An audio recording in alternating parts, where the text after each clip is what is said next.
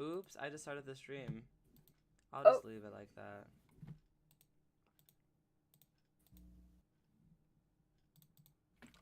Clean up on aisle CRESCENTA.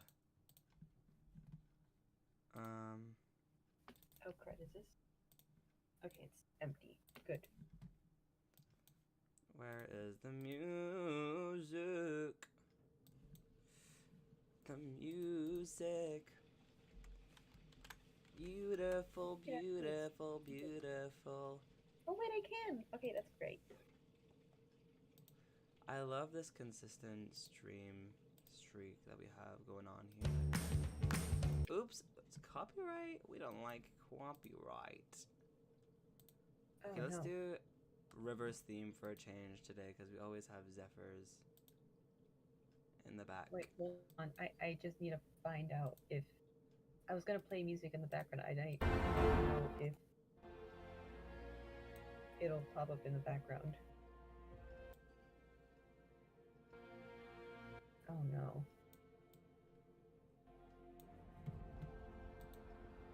More mic troubles. Hi Faye, hi Deb, hi Ja. Y'all, have you all been waiting? I have a question. Have you guys been waiting? And if you are, I want to make sure we're being reliable citizens. What time do you guys, like, in your head say, okay, they're going to stream at this time? Like, did we say 7? Did we say 8 PST? Like, and give me your time zone.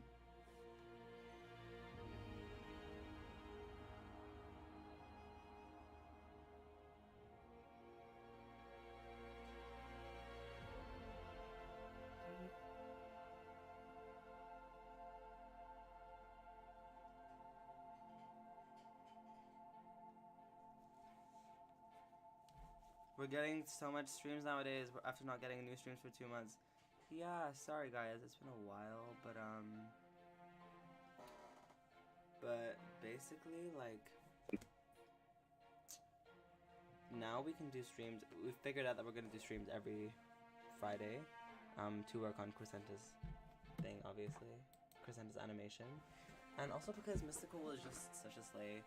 I just love these streams. I love having just something that we can just do and enjoy working on together as a big Sunnyside family. Let me read what's being said. Finally getting to watch y'all live. Oh my god, I'm so happy that you're here, Ja. Sailor packing knives. Hi. Hi, Whimsy. You did make it. Could you by any chance turn your mics a little up? Oh, sure. Thank you so much, Dev. Dev, you are a savior because honestly, like, someone had to say, guys, if there are any technical difficulties that are like annoying you, just say it. I'm begging you. Is this better? Is this better?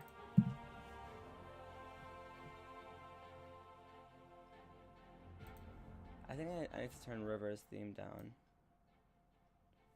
Or is this too quiet? Okay, is this better, y'all? Hashtag better. Yeah, okay. Lovely.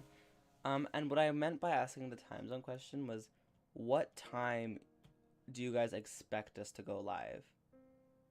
Like, have you been waiting for an hour because you thought it was 7 o'clock? 7 PST, I mean? Or, hi Rosalie, you're new here, I think.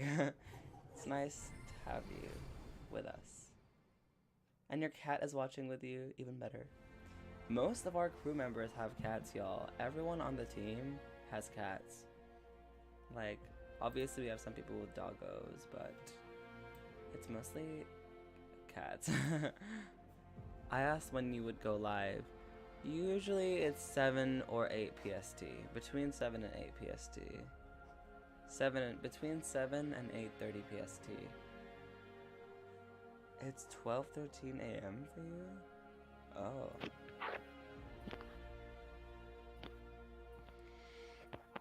I'm gonna mute my mic, hold on.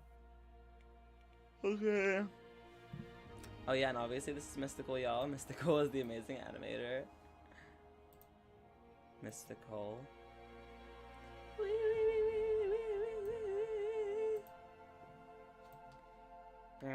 I set up the trash.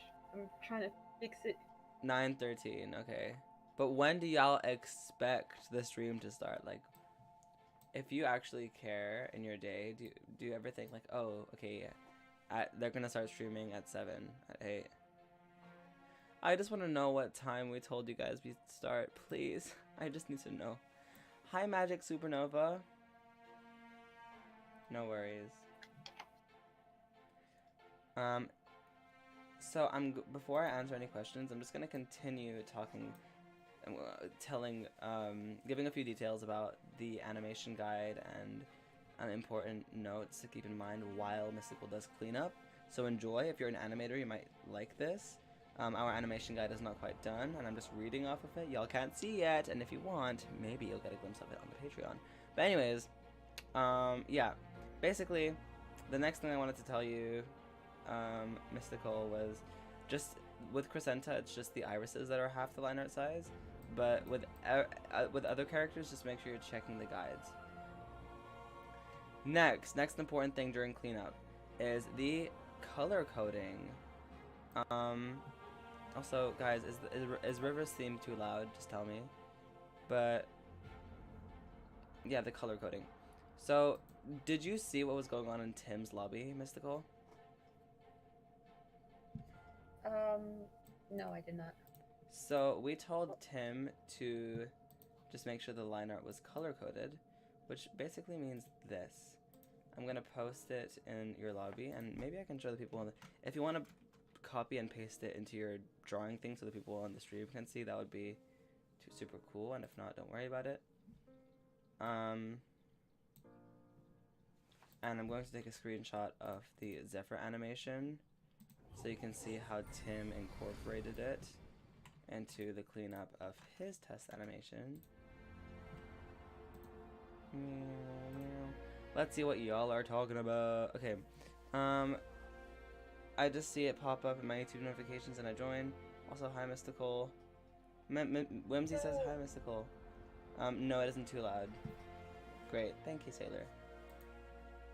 I'm just like setting up my computer to see everything.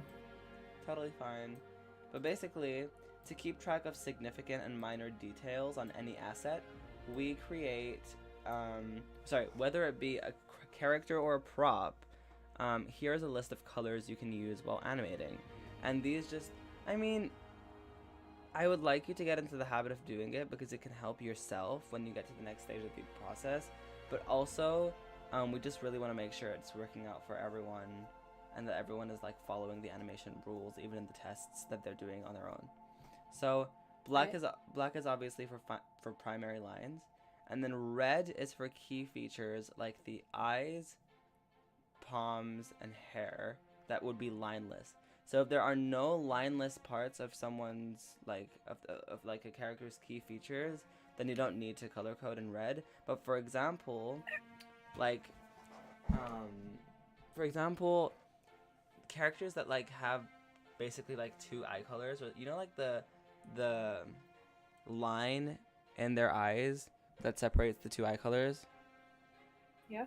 That would be done in red, as you can see in the example that I sent that you can put on the stream. And for example, characters that have lighter palms because they have darker skin tones, like Hazel, that lighter section of the palm would be outlined in red. So then the colorist knows where to fill it in. Do you know what I mean? Yep. And then for the hair, again, if there's a lineless separation where there's two hair colors, that's where you put the lines. Like you can see it with Zephyr and with Hazel. So it's just key lineless features. Red is also used for Zephyr's scar. Do you see that? Yep. So just keep that in mind. Next is yellow. Yellow is for highlights. So if you know where there would be a specific little highlight or shine, keep that in mind. That doesn't mean that you have to do lighting, but it's just highlights, right? Now, as you can see, Zephyr actually has some yellow in his eye, and that is because Zephyr and Blaze are the only characters in the show that have, well, so far, that have a fun design feature called an eye shine. It's just like a little white circle in their eye. So that would be done in yellow because it's like an eye highlight. Got it? Yep. Awesome. And then blue is for shadows. As cleanup and color artist, the shadow that you have to worry about is just the next shadow. Basically, yeah. So the next shadow would be done in blue. And then last thing is, if a character has a pattern on their clothing that is, again, lineless, this all applies to just lineless stuff. Or like lineless in the sense that it's not done with black line art, then please line that in green. So do you understand everything? Yep. So for Crescenta, all you have to do is do the next shadow in blue. There are no patterns that are lineless, if I'm not mistaken. Yeah. And then any highlights you want to add, you can do them in yellow. And does Crescenta have 2 separate eye colors? Here, I'll just pull up her app right here. No, she's like the only one of the main 4 who doesn't. Yeah. Really? So I'm actually surprised myself. Right? Am I wrong? I think I'm right. But so what else would be done in red? Oh, her hair. You know how her hair has that thing, like the constellations? Wait, do you even need red for that? Oh my god. Yeah, I was gonna say, because like with Crescenta's hair, it's very obvious where the non-constellation starts and ends. Yeah, in that case, Oh. I think you can just leave it. Yeah, like this part, anything that's like going out facing towards the background is just normal hair. Meanwhile, anything that's towards her, because it's not lineless. Like it's very clear where the constellation would go. It's lined. It has an outline. Just whoever's like filling it in would get the mask and everything. Right? Do you get what I mean? Yeah. So honestly, the red would just be. Yeah, she doesn't need any red, I don't think. She actually has a pretty easy design when it comes to some stuff. Yeah, it's just like if you want highlights, then figure that out, and then just the next shadow in blue. That's so interesting. Wow, okay, you learn something new every day. Great. Anyways, that was the most important detail for cleanup. And then next would be, heel emblems. Heel emblems are pasted in from the copy and paste sheets. They might have to be stretched or transformed, and if this reduces their image quality, they should be traced and recolored. And this is not a super strict rule though, because for example, if we need an angle for the emblems that's not in the sheet, and which is a possibility with Crescentas in particular, then another can be drawn up, and then when the image quality or the line thickness of the copy and paste doesn't match up with the drawing that's being put on, it would again only be a matter of tracing. And then why do we copy and paste? Because we really don't want animators having to freehand emblems every time, because it would be more difficult to keep consistency, and there are also small parts of the design that we don't really need to get too hung up on all the time. Unless it's a close-up or a specific shot where the heel emblems are essential. So, yeah. Compositing, you can figure that out later, VFX, and that's everything you need to know for cleanup. Do you feel educated? Very. Love that. So let's see what people are saying.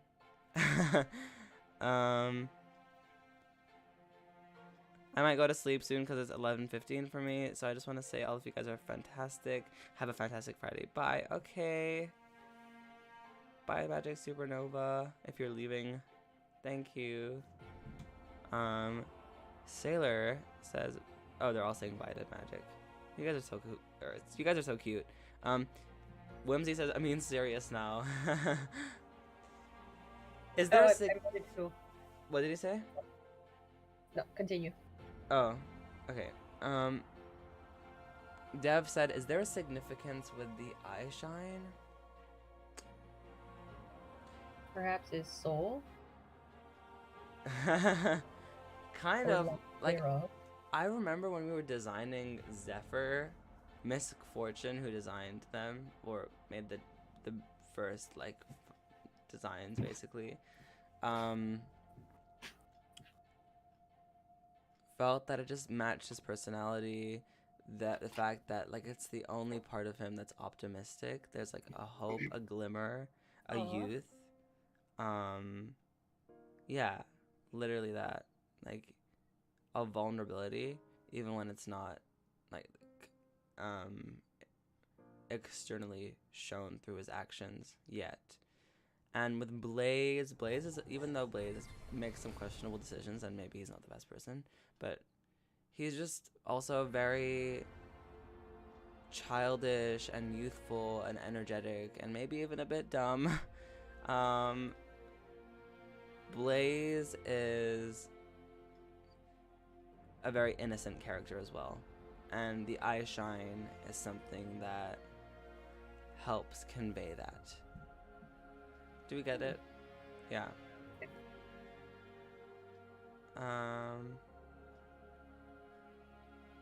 What is the significance of the heel emblems? Oh my god, such good questions, you cuties. Sorry, I don't know why I'm calling you guys cute. That sounds condescending. You guys are amazing. So it's so fun. This is so warm and fuzzy. They don't move independently. So heel emblems are like. Let me read this from the world building doc. We know how lazy I am. I could explain. I just want to make sure you guys get like a top tier, high quality explanation of the emblems.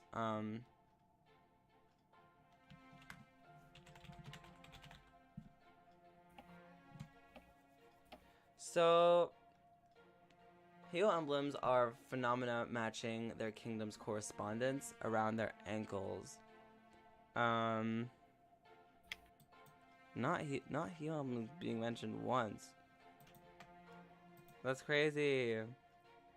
Okay, let me just explain what they are then. So, heel emblems are like holograms, like not holograms, but they're like a little bit physical, a little bit hologram. Depends on the context of like their physical manifestation. Like I imagine that if you like try to burn a heel emblem, it's not that it would go through it, it would just create smoke. But like, it's just magic. It's just magic, a magical hologram physical manifestation that royals are all born with, and it's just a symbol of the magic that they carry, and something that's a bit unhuman. It's like a physical trait. Like, it's not like a clothing edition. It's not something they can put on and take off. It's like a part of them. And they're just basically visual representations of a person's magic type, and they're genetically inherited. So, for example, all water royals have the same heel emblem, because that's just the emblem of their magic. So I hope that helps clear up what heel emblems are. I finally got my server public. That's amazing, Whimsy.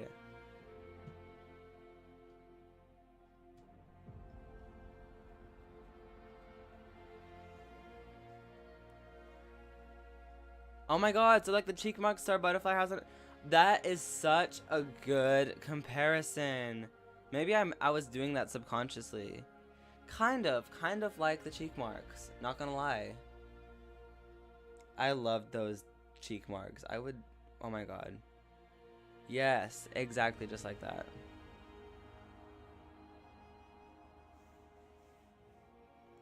So how did Hazel and River's parents meet? Ooh. Like, how did they meet each other, or how did their parents meet? Like how did Hazel's mom and dad meet, and how did River's mom and dad meet, or how did Hazel's parents meet River's parents?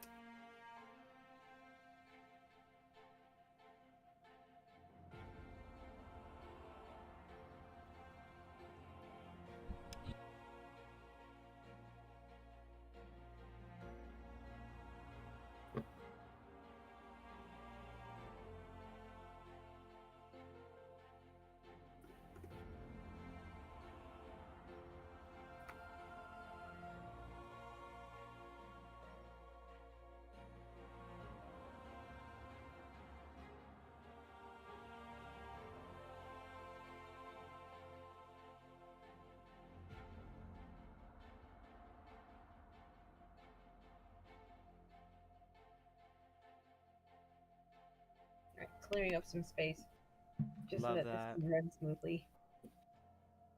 How did each parent meet and fall in love? Like, how did River's mom and dad meet? And what's okay?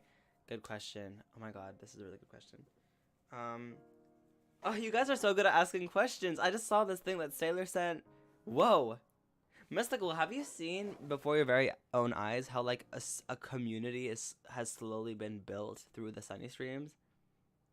Yeah. Isn't it so cool? And like how everyone's questions are like upgrading now that they know all that like the whole foundation of like the show. I'm not gonna...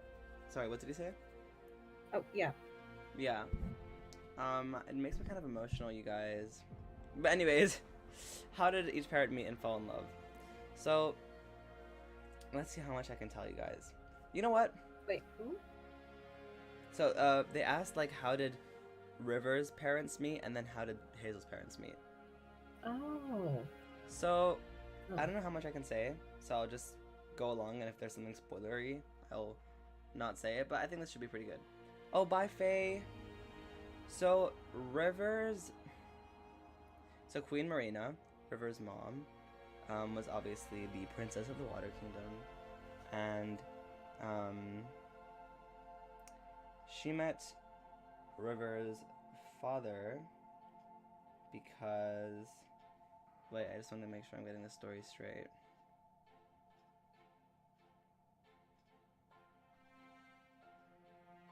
Okay, so basically, River's father...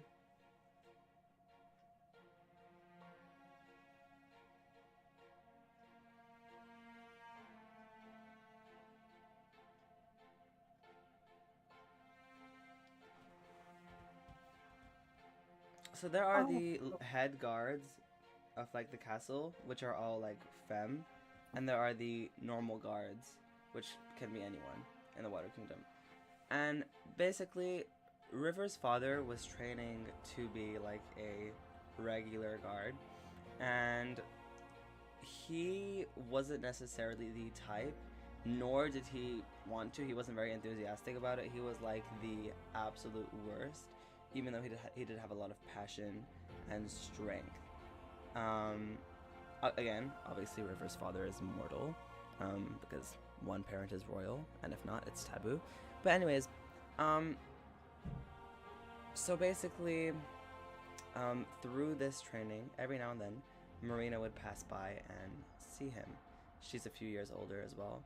And slowly, they began to talk to each other, and Queen Marina's mother absolutely, like, hated King Ariel, or Ariel at the time. That's River's father's name. Like, she hated River's dad to the point where, like, she just thought he was very pathetic and very, like, unamusing and unprepared and maybe even a little bit egoistic, even though he was, I guess, just trying to impress Marina's mom. And then basically stuff happened. Marina and Ariel fell for each other, and Marina wanted to commit to Ariel. And then they got married, or Cora's version of marriage was just not marriage. I'm just so used to saying married because of our society. LMAO.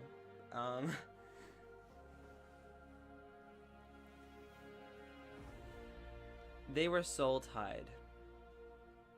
That's what we call it in our world.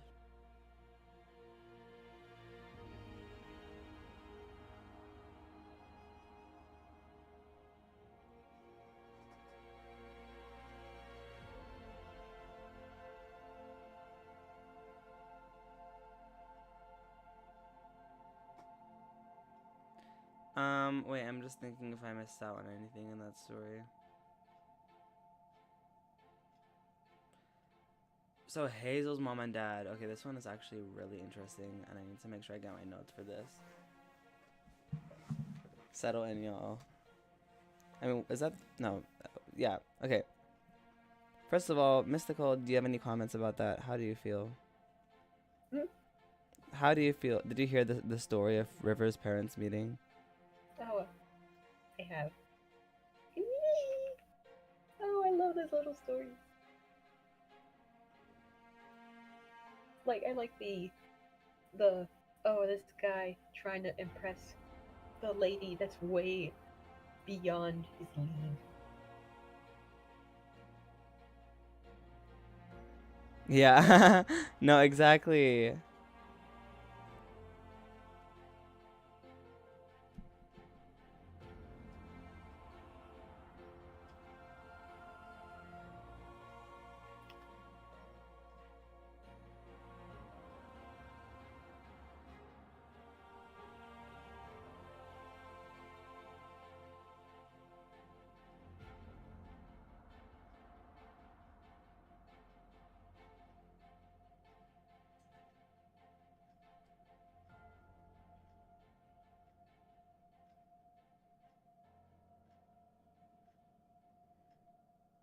Oh, jeez, I hope I can do this. Okay, sorry. I'm gonna continue. Oh my god, guys, don't leave. You better not leave the stream or else.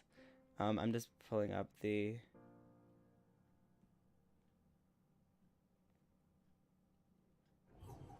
notes for Hazel's parents meeting. Guys, Hazel's parents meeting is probably like one of my favorite meetups.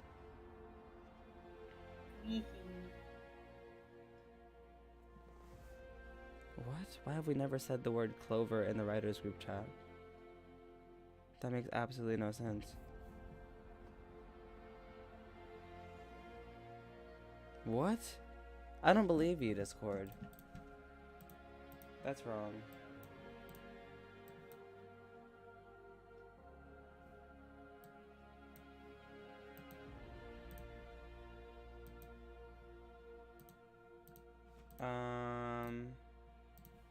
Here. Bear with me, y'all. Don't leave. This is about to get really, really heavy. I mean, if I can find everything that I want to say.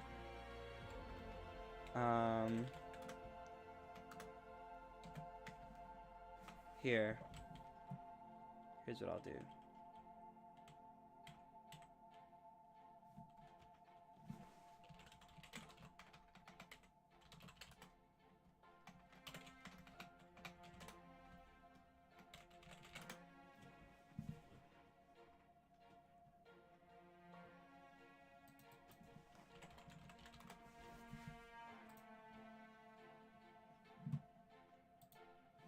Maybe we... Guys, you better not leave. This is important. Wait, I'm finding it. I promise. Oh, also, Mystical, if you want to have CRESCENTA's guide on hand for the cleanup, that would also be helpful. Yeah, I have it on hand. Okay, great. Look at you. You know everything. Writers... We have 1,000 documents, guys. Bear with me now. writers group chat. Okay.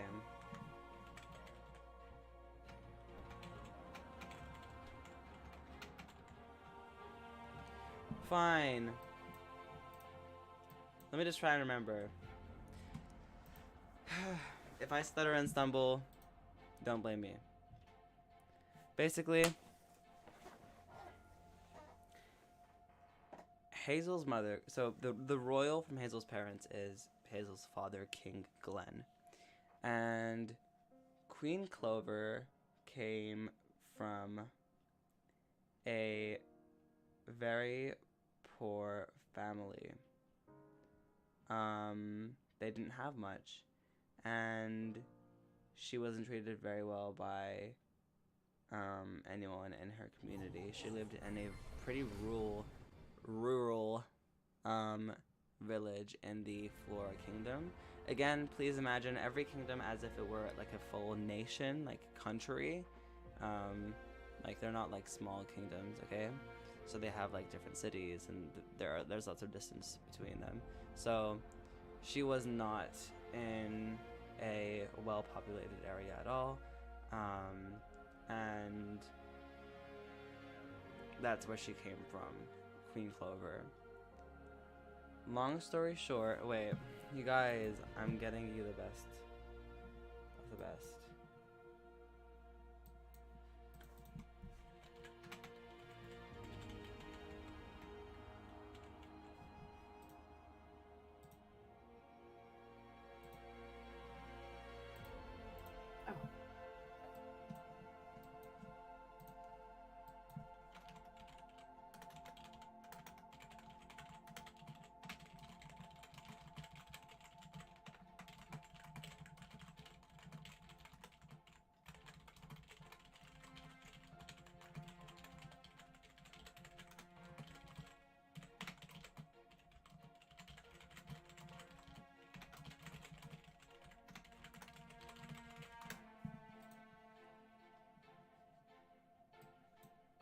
Okay, the writers.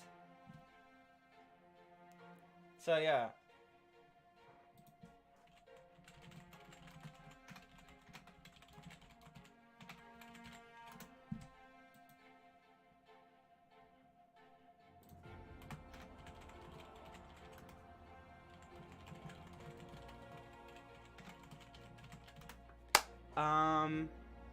So she was poor. She was a low-ranked mortal, very low-ranked, and she wanted to get higher in life because obviously she was ridiculed for this. And you know, her family was not an ambitious one. Oh.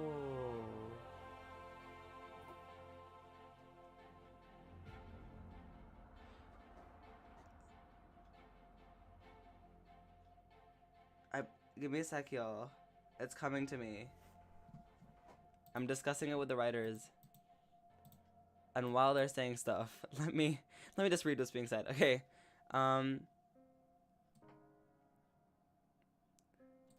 Is there a villain in this story? Also, guys, if I'm not answering other questions, it's just because I like doing things in chronological order and like finishing the questions before I get to the next one. Yes, there is a villain. There are multiple. Are all the current monarchs of the main four friends? No. No.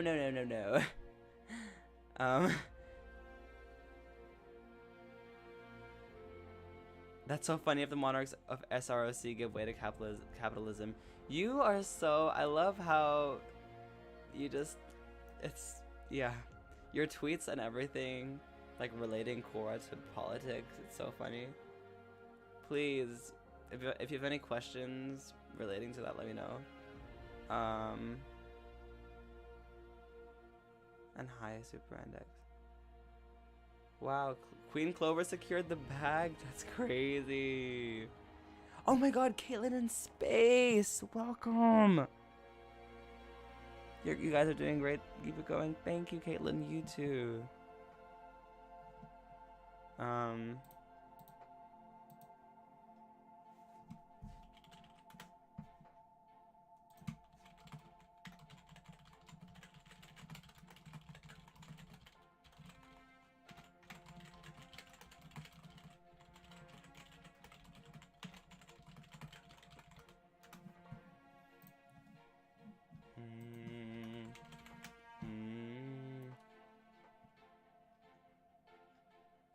Also, the grind is still going, y'all. The Queen Clover grind.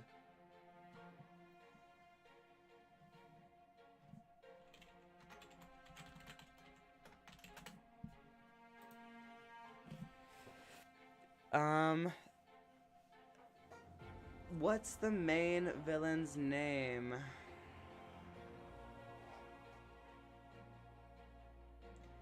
I'm not telling you that one, but there is a antagonist that we have in the works. His name is... he's not the main antagonist, but he is a pretty big antagonist. His name is Alvaro.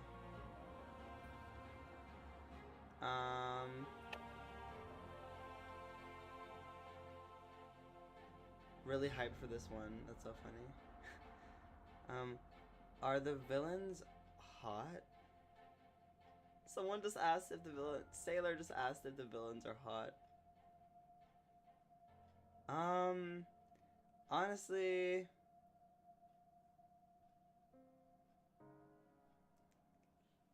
It is up to you to determine that. Personally... And when I say villains, you guys, I mean like the big bads. The ones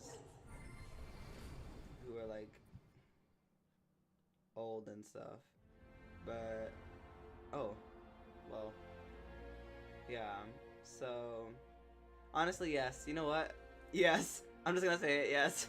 So, this series is honestly an amazing concept, and I got so interested the first time seeing this work. Thank you, Rosalie. This makes me so happy. Imagine if Cora had their own version of Donald Trump. Stop. Well, again, Donald Trump is was the president of a specific country. So Cora the planet wouldn't have like a... Oh, you mean a version of him on like any country in the world. Sorry. Okay. Yeah. Maybe. Oh my god, stop. That's giving me ideas. Is there an intense, super scary villain, like, that kills? Not necessarily that description, no. But, I don't know. Will there be couples? We ask ourselves that question every single day. That's not even a joke. We really do go back and forth with that question. Not gonna lie. We really do. Because it's like, okay, we're telling stories about teenagers who... And there's like a magic high concept, kind of. And also, you know, royals are not allowed to be together. Because if you're not in the loop, it's because, you know, it's taboo, because if royals get together, that means that they could potentially procreate, and that's not something that's very taboo and something that they don't want. They don't want mixed royals in the world because they think a being with two different magic types is chaotic and like destructive or whatever. But yeah, there is a lot of potential, and I am someone who loves love and shipping. If we do go down that route, which we are definitely thinking about, we want to handle it with care. So I just, you know what, ask that in a bit, and let's see how I respond then. Also, sorry, I'm making my text seeable. Totally fine.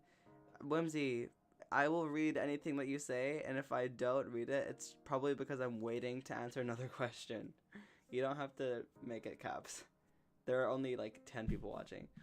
We should teleport Donald Trump to Cora and see how long he lasts. That's an interesting question, definitely. Congrats on 1K followers on Twitter. Thank you. Thank you so much, Dev. It was on, well, the 28th was my birthday, guys. And I'm happy that it happened like a day after my birthday. It felt like a little present.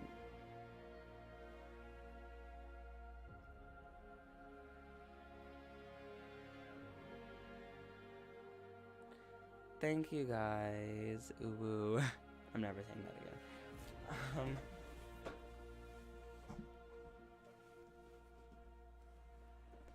Pew, pew.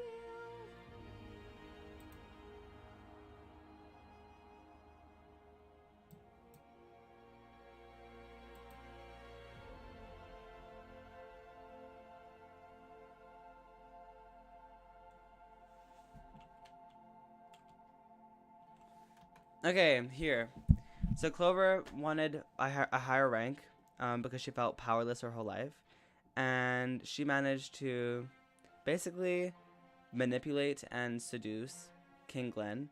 And with the help of the somewhat capable and competent members of her family, her very rural family that the royal family did not respect, Queen Clover was able to basically wrangle a political marriage with royals, with King Glen.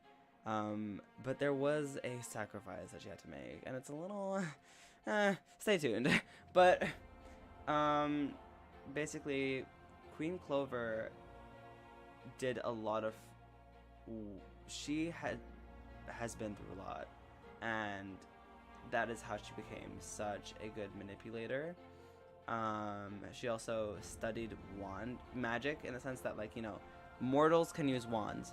In those rural areas, they don't really have wands, because wands are considered a type of technology. Again, it's the only way mortals, so non-royals, can basically access magic, but it's like through a filter, because royals dictate how wands can be used in their country. Like, if they want citizens to be able to do any spell, then they do that. If they want to restrict certain spells, they can do that. If they want to restrict how much magic they can use in a day, they can do that. Wands are like they're not the equivalents to phones, but they have the same weight in their world as phones do for us.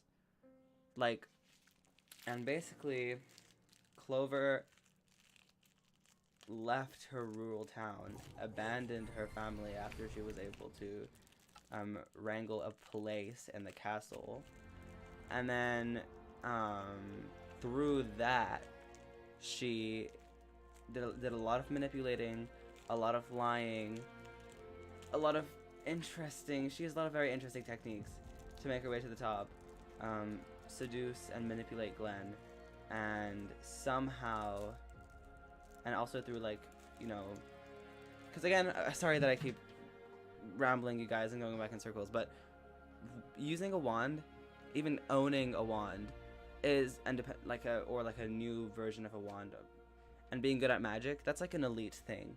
Not like an elite thing, it says something about your status, right? Not that you're super elite, because a lot of people use wands the same way a lot of people use phones, but that you have the means of acquiring and being proficient at utilizing this tool, if that makes sense. And through that, Clover was able to, like, wow Glenn, and he got with her. And there's a lot of stuff that I'm not saying right now because I'm saving it for when you guys see it. But Clover's story is very deep, and because of that, she's very strict with Hazel and kind of lives vicariously through Hazel because her daughter is a princess, and, like, that's the one thing she's always wanted. She's like, have you guys seen Once Upon a Time? Think Cora from Once Upon a Time.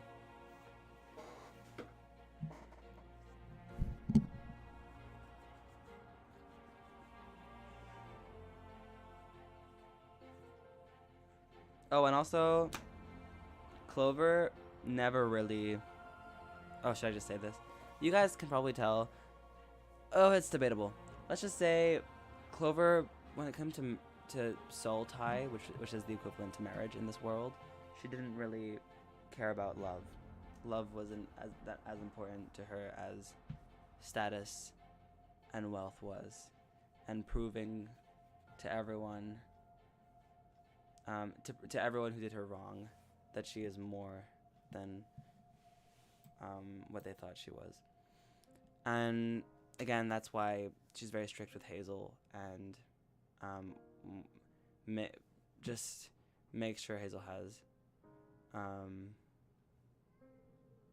a very lavish life as a princess, even if she's not tending to her more important needs. Anyways,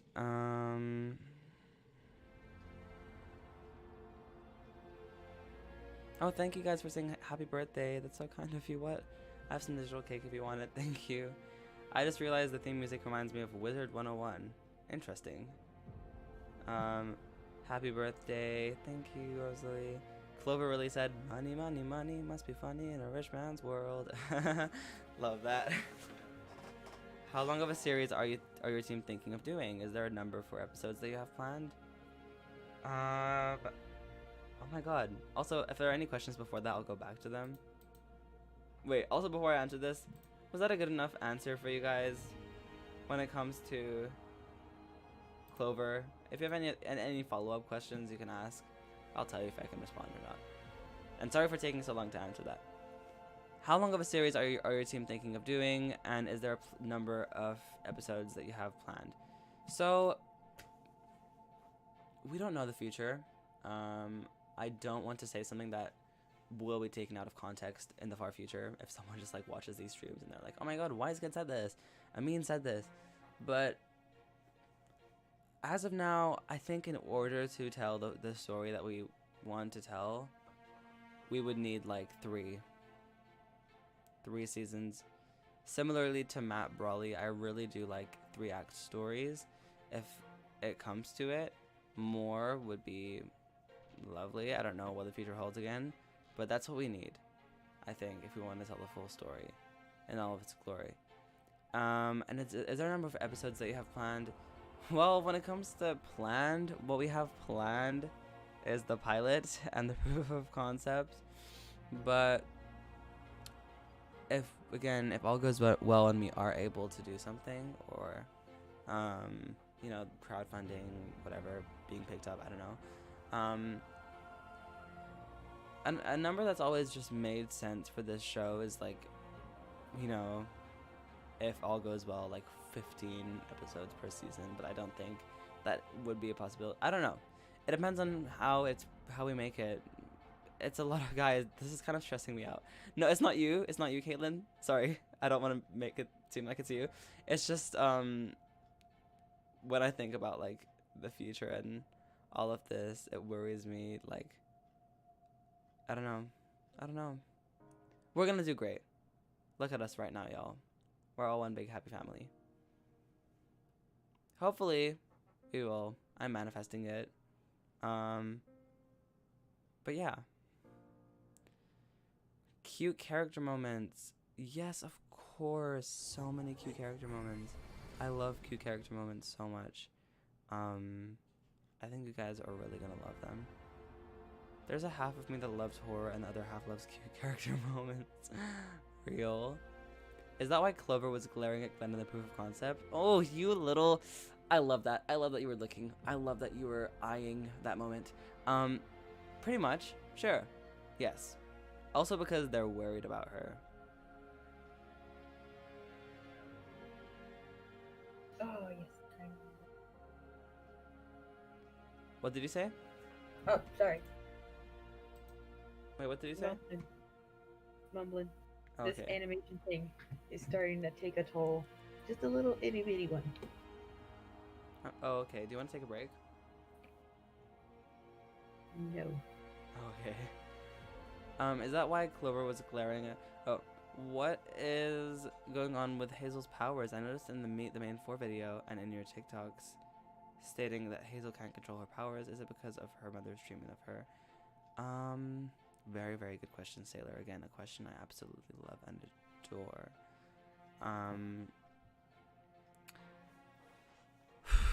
Okay. Yes, Hazel cannot really control her powers, and it definitely does relate back to her parents' lack of encouragement or their pressure, or again, a theme that is carried throughout all the main four, but maybe even specifically Hazel, is that perfectionism piece, that people-pleasing piece, and her overthinking, her anxiety all have to do with this. But and where does that stem from? Her home life. Hazel was kind of a Rapunzel of sorts, because she was not really encouraged to go out and do things or to flirt. It's actually quite ironic because King Glen literally married this girl from what he still doesn't know. He still doesn't know that she was from, that Queen Clover was from like a rural area, and him and her are both very elitist, and they don't let Hazel like even look at more like at peasants, I guess, or just non elites. And that's why like she's been cooped up for a long time. She hasn't really been able to interact with others her age. She wasn't even encouraged to meet other young royals before Sunnyside, so just being at Sunnyside is such a new experience for her, and something that she's been like waiting for her whole life. So yeah, very sheltered. Ooh, heck yeah, that'd be a lot of work, but I have confidence in your team and what you guys can do. Thank you, Caitlin. That makes me so happy. I agree with Caitlin. Thank you, Sailor. Dev said, have the artists ever thought of doing how to draw the character segments for the YouTube? That's something we have considered. I'm not gonna lie. Well, how do you feel about this, Mystical? Do you think that would be fun to do? How to draw the characters?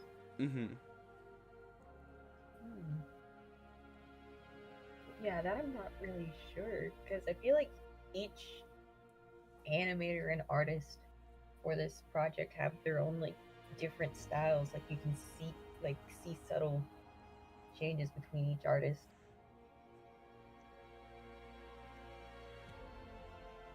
But like I do think we all, or at least like in the important pieces, as it like now I feel like everyone's become like a more streamlined style because of the guides and everything. But I can definitely tell. What I've realized is I feel like we can tell, but not everyone, the people who are watching, they most of the time they can't tell who did what.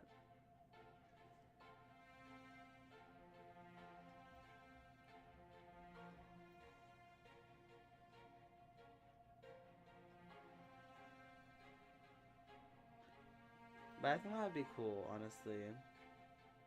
I do want us to do that at some point. Again, when everyone is like settled with the guides and the styles and is super confident. The big thing is just putting your story out there, and that in itself is scary but awesome to do in the first place. Your pilot is looking amazing so far, so I know you will all do great. Caitlin, thank you. Guys, everyone go check out Caitlin in Space. There are so many projects in the works from Caitlin,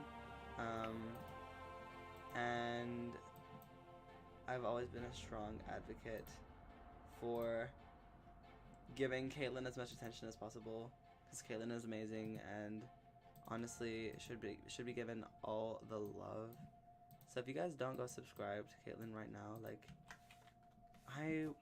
I'm gonna kick you out from the stream. So you should support Moonbeam and support Indie and subscribe to Caitlin in Space right now. Thank you, Caitlin. I also noticed Marina looked happy but then sad, angry when River walked towards the camera. And the river. Okay, good observation. I don't think it was angry, but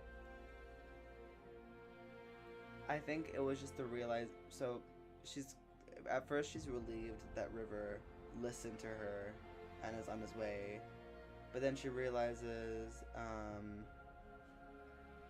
whoa, I'm alone. because again, she was widowed a few months ago when River's father passed away. So, yeah. Attention, I mean? Wait, what are you referring to?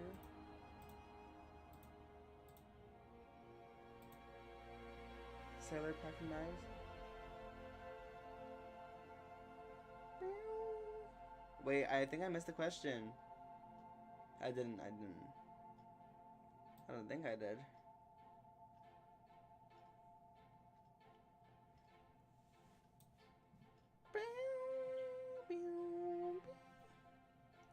Oh, he made a suggestion. I don't think I see the suggestion. Wait.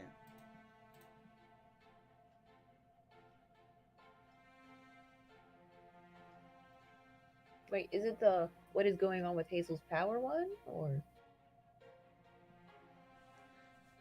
No, I already read that. I don't think it's a suggestion. That's a question.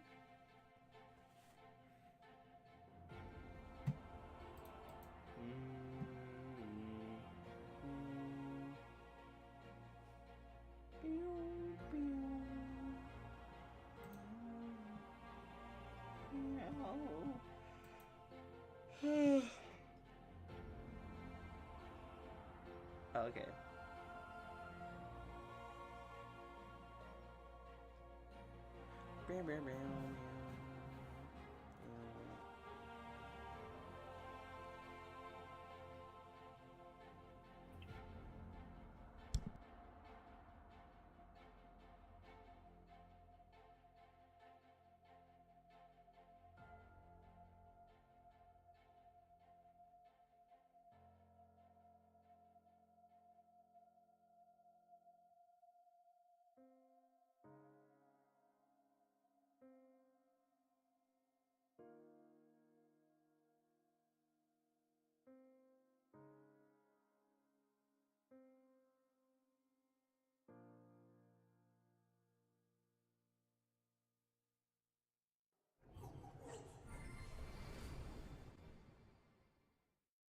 I don't know if anyone's noticed, but I am loving these vector layers. I feel like you are enjoying it. I can see. Did you answer my question? Which question? Am I talking too much on Discord? No, you can never talk too much on the Discord. I love that you're keeping it alive.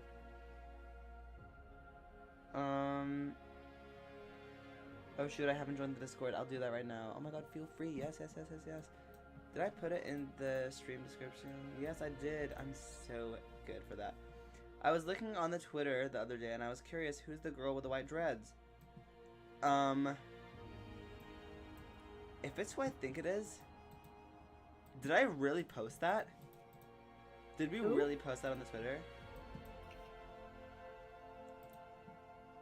A very specific character with white dreads. No.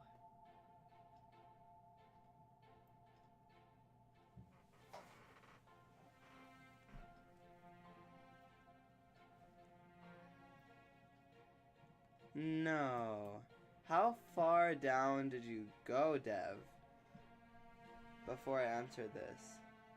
Were you like stalking, which I love. I'm a stalker myself, don't worry.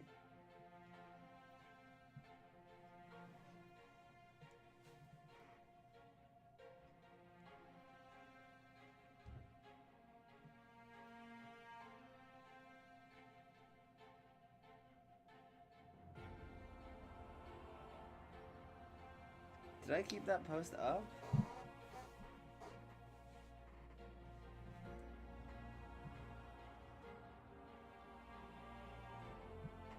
Wait, let me look through the media. That's what I'm doing right now.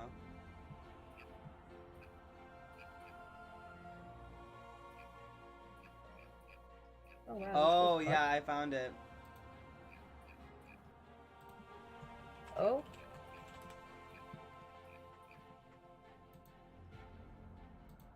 Okay. Okay, we did post that a year ago. Oh, ooh. Did you see it? Why is it in the media section if we deleted it?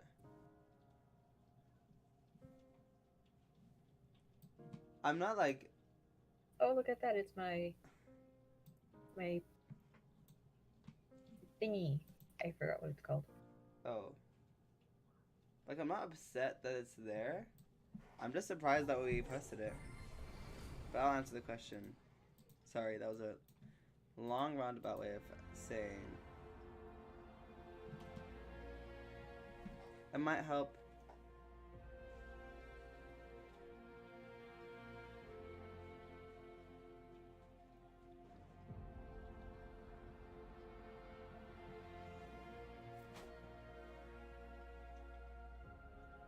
I was curious about the show's journey, and I may have went to the beginning. That's so funny. No, as you should, Dev. As you should. I love that. I did that too. That makes me really happy. But the girl with the white dreads, I won't tell you her name. She's very important. Very, very important. And stay tuned. Stay tuned. Just stay tuned.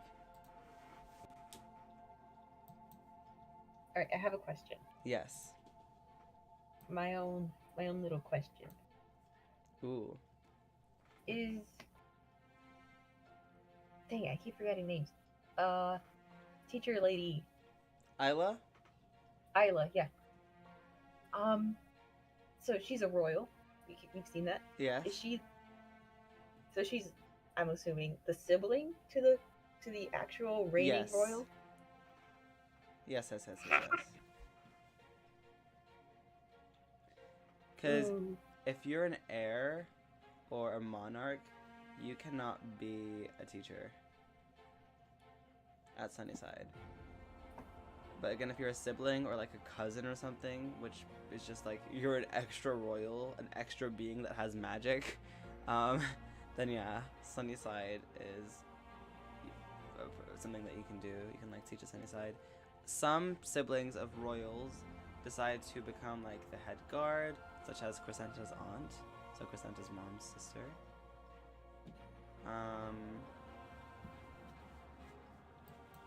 So how are the dynamics between siblings in Cora? So, an example that we have in the show is obviously Aurora and Blaze, and they have a really cute dynamic because they're, I guess, well, they're twins, and also because, okay, so similarly to Aurora and Blaze, most dynamics, especially if it's like two siblings, which usually they don't really have more than two kids because that's another taboo, because it's like, why are you making so many magical beings? We're supposed to be very rare. But You have the first one and the backup. That's all. That's it. exactly. So basically, the dynamic is usually the responsible one who has a lot of pressure on them, and again, like the more laid back sibling who has more flexibility with their life, but also learns the skill of like support and empathy and being a good listener and like being a shoulder to cry on and a rock for that older sibling that has to take on all that responsibility. Oh. Yeah. But it also depends on the culture and the parents. Like Aurora and Blaze's dad is not it, to be honest. Has there ever been like do you think there would have ever been a situation where unfortunately the eldest like no longer exists and the second the backup has to take the throne? Yes, I think that's definitely happened. Maybe not in recent years. That has happened, yeah. So if that were a case, would a third backup be like, oh yeah, this is an acceptable situation where you can have a third kid? Yes. Though usually there are like third backups in like the cousins, but you know what? A lot of royal families and Cora don't even have, like, okay, they don't want the family tree to branch out. So if they have 2 kids, it's actually really sad. Like, the kid who's not the heir isn't really allowed to have kids. Isn't that sad? Mm-hmm. And if they do, they can only have like 1. Because then if there is a situation where the first one goes and the second kid, if they had a second kid, becomes the heir, then the next person would be, if the second heir dies or something, would be like the cousin. Ah. So at Sunnyside, some of the students are like, you know, cousins of heirs. Obviously, they have magical cousins and non-magical cousins. Magical cousins being from their magical parent, their royal parent, and non-magical cousins being from their, like, mortal parent.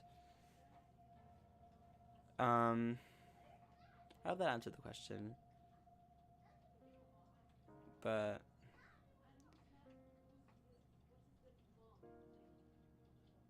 I think that's it for like the questions I've had. all right. I love when you 'Cause, like- ask questions. I love answering your questions. Like I'd ask more, but like then like there are questions here as well.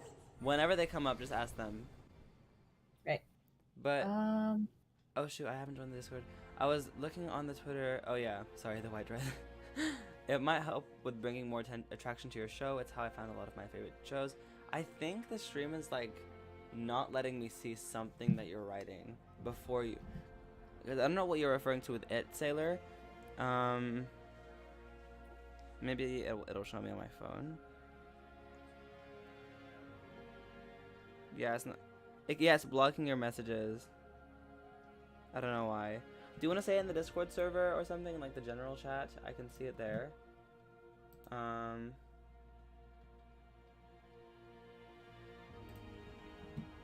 Let's see. How long is the stream gonna go on for? Well, until Mystical's done, to be honest. I was curious about the show's journey and may have went to the beginning, as you should. I was trying to ask if you would ever consider making beta character AI bots of the main 4 and the others. Ooh. Very, Oh, no. very interesting. Potentially. We do have someone on our team who would definitely want to do that and be interested. So if you have more like details, feel free to let me know in the Discord server, and we'll see. Gotta go for a second. Okay, Whimsy. What movies or shows inspired Sunnyside? Whew! Sophia the First, Star vs. the Forces of Evil, The Owl House, Avatar: The Last Airbender, Amphibia. Well, not really Amphibia. I don't know why I just said that. That's just a show I've watched. Oh, Tangled the series, which just kind of impacted the show like musically as well. My Little Pony. Again, I've talked about this before. Something that I didn't realize kind of impacted or inspired the show. But then I was thinking about like my first initial like drawings and concepts of it when I was like a young child, and then I realized how much MLP like influenced it.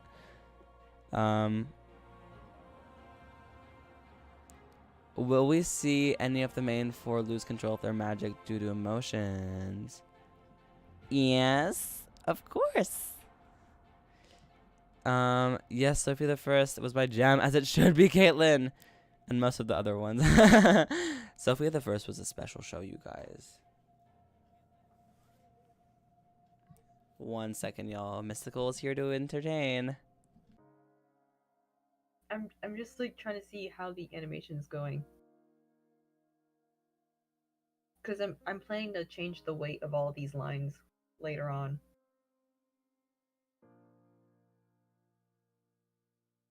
So like all of the lines I'm making right now, I have a certain weight on it just to give me like some sort of sanity.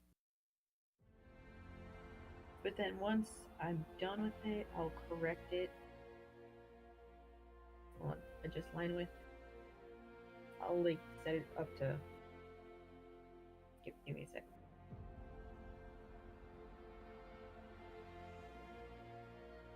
Whoops, messed it up.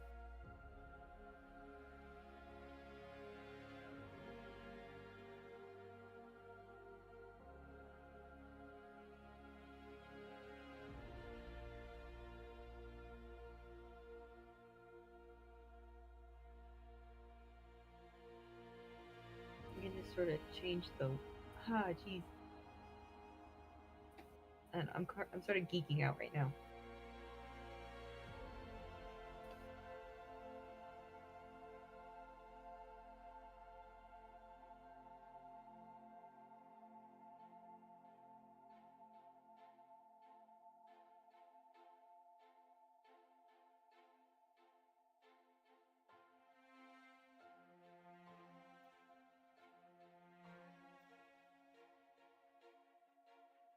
Also, I'm also doing each body part sort of separate. So, like, right now I'm doing just Crescenta's head.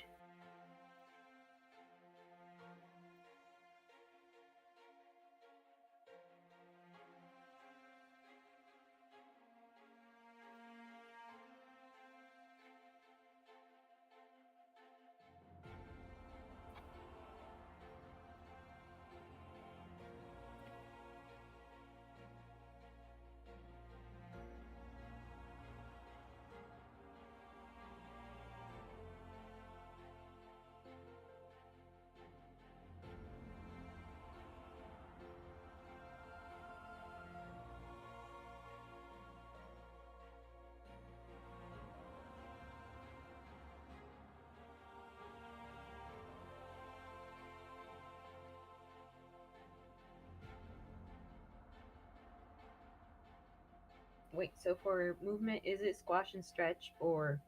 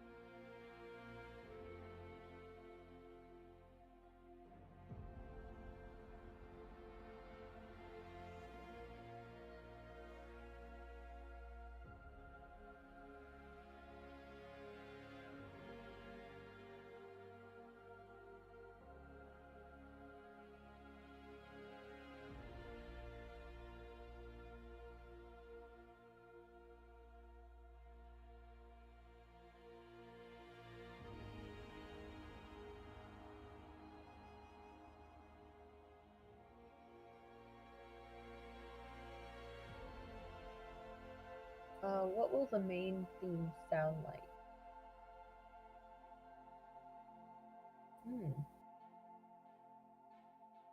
I'm certain it's gonna be cool.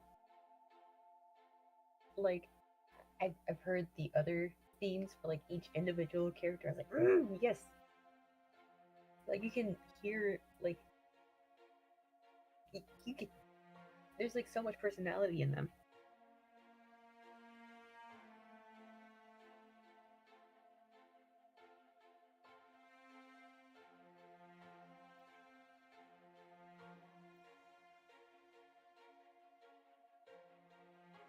Hello, sailor packing knives.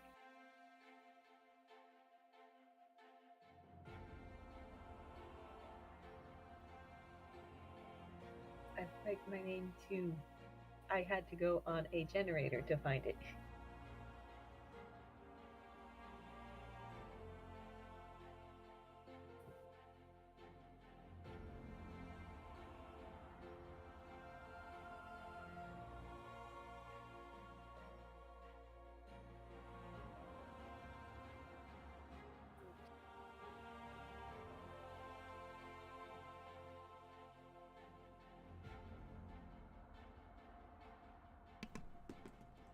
I'm hashtag back, y'all.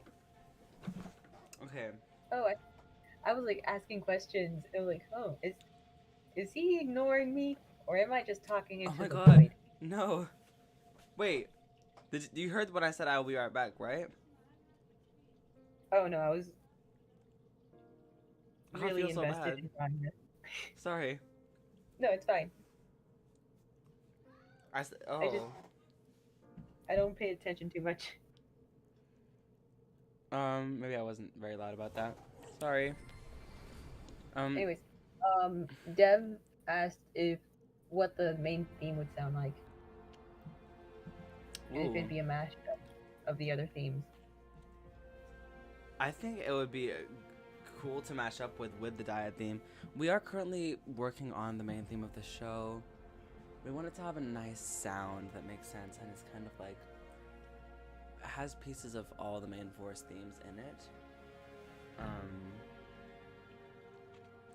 I think you'll like it. We'd like it to have lyrics. Yeah, we want it to be like an actual theme song with lyrics.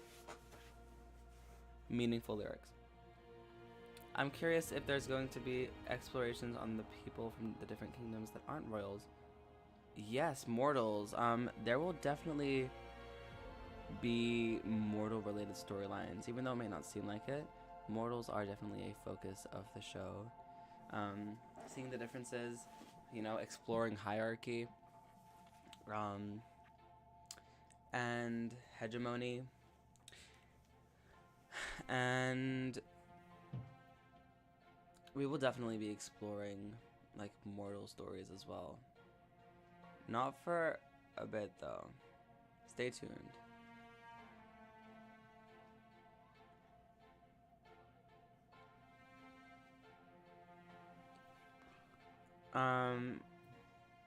Dev said, what animation program would you recommend for cleanup?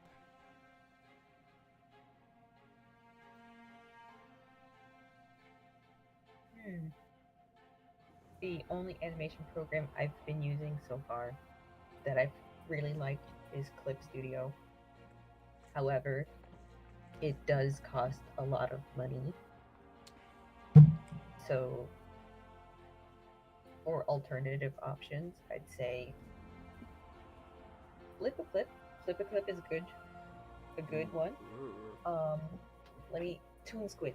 I like how you're avoiding Procreate Dreams.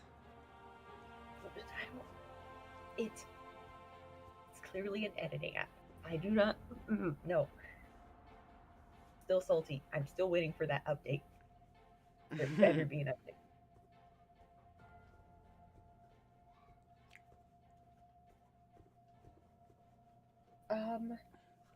Sailor said, how are you, amazing mystical? Also, guys, you're saying it wrong. It's actually mystical, not mystical. So, replace that A with an O. It's pronounced either way. Oh. Like, my username was just me trying to come up with, like, a cool name. Like, before this, it was just, like, mythical something. I'm not gonna reveal that, because I still have accounts to that name. But it was like, okay, like, I was trying to, like, I think I was in, like, middle school. I was like, how can I shorten this and make it sound cool? And then I went into, like, a random username generator. Also, Sailor, I wasn't trying to be mean. I'm just joking. As Mystical said, you can say mystical and you can say mystical. Yeah, I love the username origin. Yeah, the username is just, alright, I'm just gonna go with mystical, but I'm gonna spell it wrong. As you should.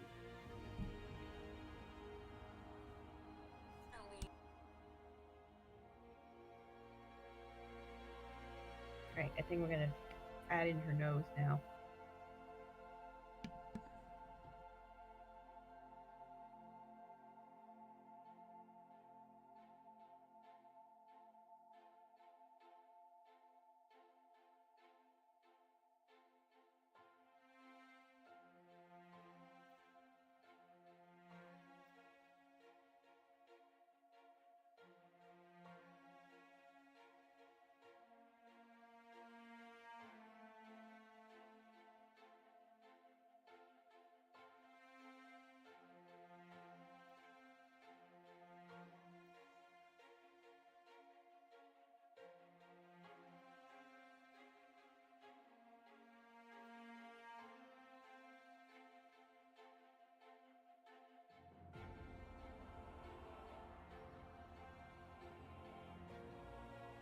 Are we allowed crumbs of Isla's relationship with her sibling?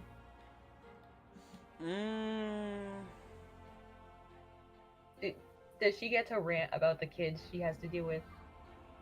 Like, oh, to her sibling? Yeah. Potentially. Potentially. Stay tuned. Stay tuned. Sorry, I really want to answer that question in depth.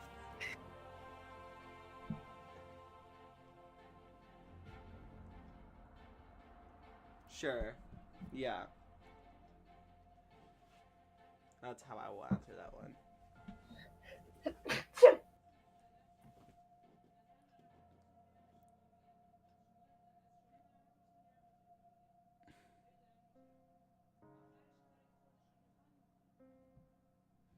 How are you so amazing? Oh, Caitlin said I've mostly been using Procreate Dreams as a liner and coloring tool. Bless your heart. Oh, damn. Damn. Wait, no, not in that context. I thought Not you were in like, a oh, bad way. bless your heart. I keep forgetting that it means different. It's different context. I meant it as a way of, oh, I could never. Yeah. I wasn't trying to be mean. No, I don't think they took it that way, don't worry. Welcome back, Whimsy. Do you guys know when y'all want to release the pilot? Okay, Ja. I'm kidding, but, well, I don't know. We're gonna crowdfund sometime this year. I like how Delulu Me thought we would finish the proof of concept by this month, and we'd release the crowdfund this month. But we didn't.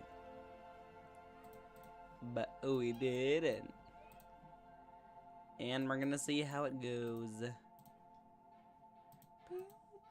Copy it. Will it transfer over? 1 second.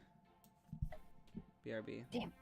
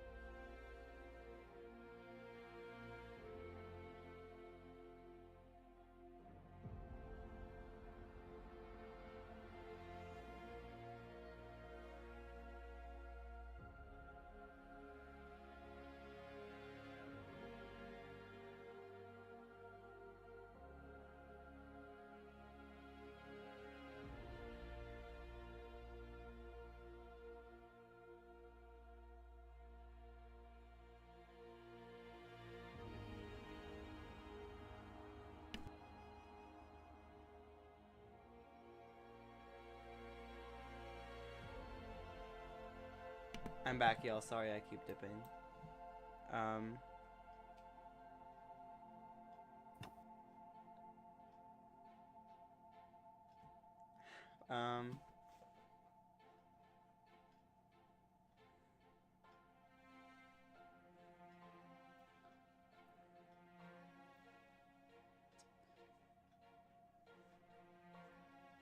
That's just how my keyboard types it. No, no worries. No worries, Sailor. Out of curiosity, I mean, would you listen to a creator info dump on their indie series? Yes. Of course I would. Why not? You guys listen to me, info dump. I have to use IBS Paint, LMAO. Bless your heart.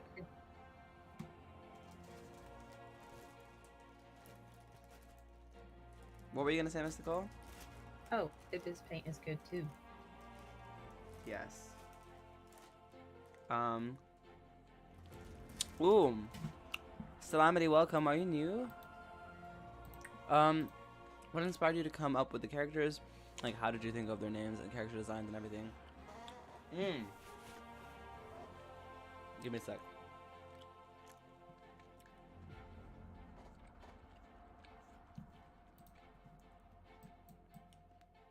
Okay. So,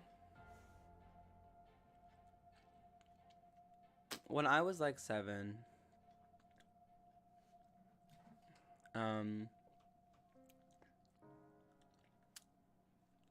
I really started creating these characters, and it actually did start with CRESCENTA, who, no, it started with River. River's name was David, and then his name was Flame, and then his name was River, and then I also created CRESCENTA, whose name was Star, TM, and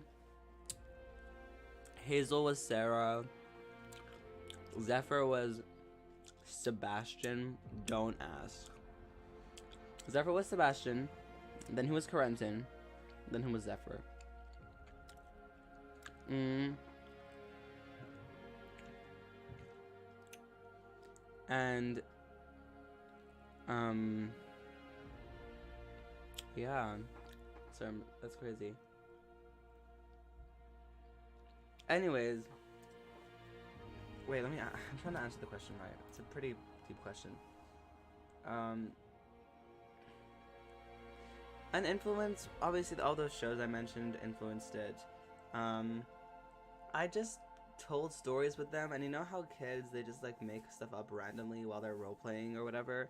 That's just all these small things that I would just randomly make up, like, oh yeah, he has this power, and oh yeah, it's like this.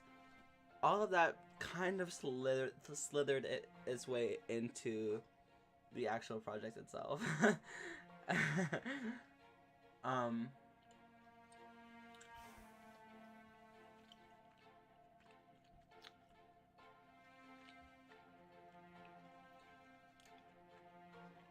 How did I think of the names?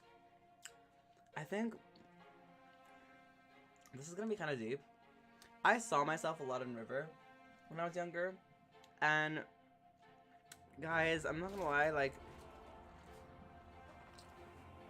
so I'm Middle Eastern and South Asian, and I always just like fantasize about having like a not ethnic name, like a white name. And I'd always be like, oh my god, my white name is David, guys. And I was very young. I was like 8. And I would always say like, oh, I would like my white name to be white, to be David. I just felt like a David. I've definitely grown out of that, but because of that, I named River in quotes, David. Also, the world was not developed, obviously, because I was a child. Or I was a very young child who didn't really care much about world building at that point.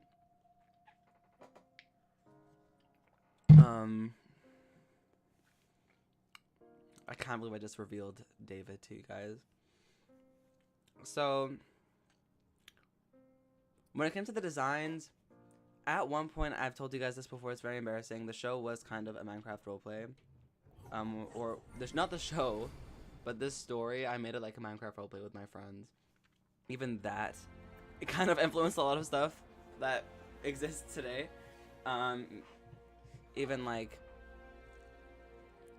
I don't know, with the flowers in Hazel's hair. Actually, I don't know if those Minecraft skins impacted this.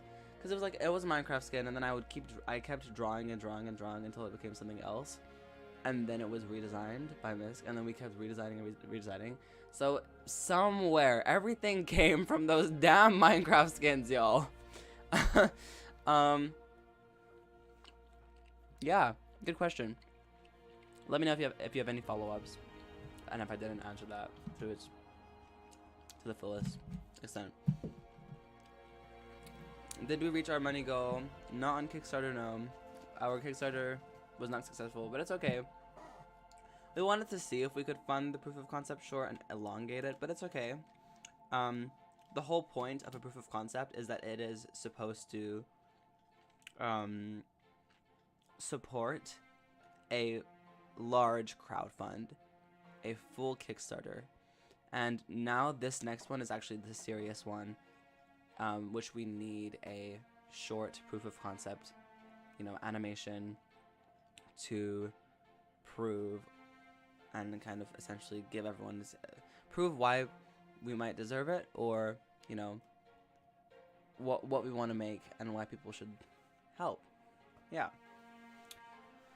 My other friends have struggled with using it too. I just find my ways with animating on anything real. Though it definitely has potential to be more than what it can do right now. It really needs an update. Anything to say about that, Miss Nicole? Yep. No nice. Wait, Look at that.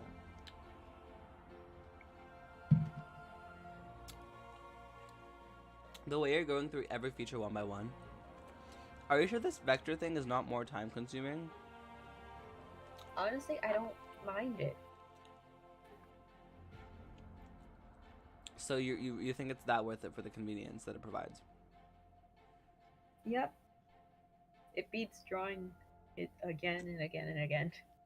Really? Yeah. You just copy and paste the vector, and you just take the pinpoints and move it to how you want it to look. Oh yeah. You can still use your pen for that though, right? Yeah. So if I want to put in a new one, or say I want to redraw the nose, there's like this pen that's like adjust. Wait, no, I might redraw vector line. And it just lets you redraw it again.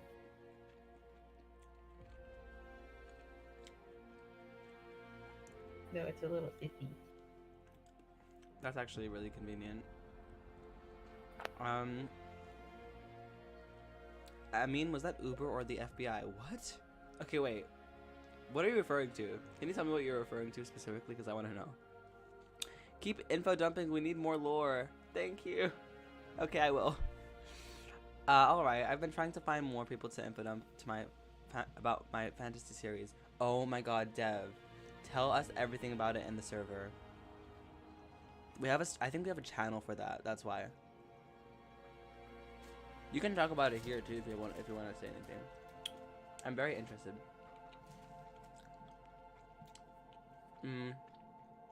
LMAO David, I'm sorry, but David, you guys, I'm sorry. David Slander. I fantasize about being a magical non-binary being with powers inspired by rose quartz. That's so funny. Don't we all? Yo, Minecraft roleplay is the best. Honestly, Minecraft is the best game ever for all ages. The skills, the creativity. This is why I'm forcing my niece and nephew not to be Roblox kids and to be Minecraft kids. Not to be rude, but how do you pay your cast and crew? So at the moment we are a passion project. The whole point of the Kickstarter is to raise funds so that we can pay the cast and crew who's making the pilot. And yeah, right now everyone is doing things voluntarily. It's just we did, for the proof of concept, the storyboards were commissioned by a separate really cool artist, and everyone was on board with that idea because we wanted the animatic to be the best it could possibly be. And now that those storyboards are being funded through the Patreon. So yeah, we are all really dedicated to our craft and just want to make a really cool project, and hopefully if we are able to raise funds, everyone can be compensated for their hard work on the pilot when the time comes.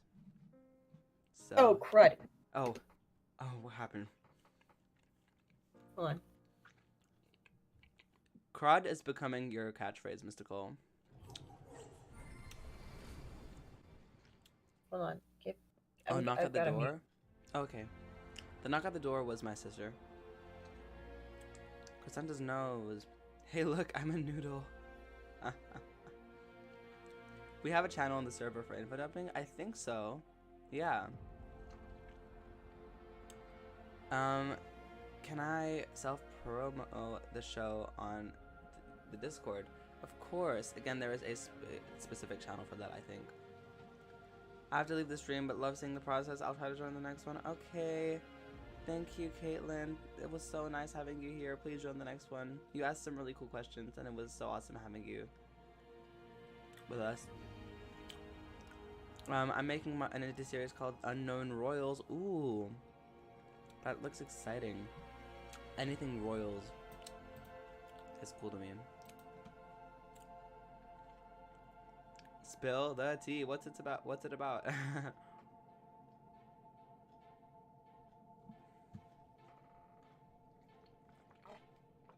Okay.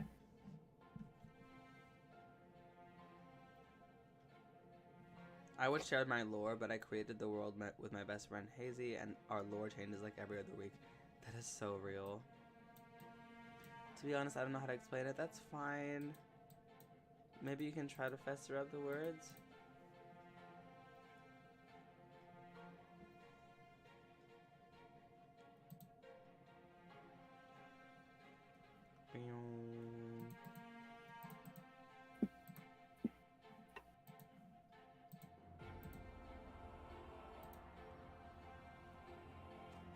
Bruh, everyone's making indie shows.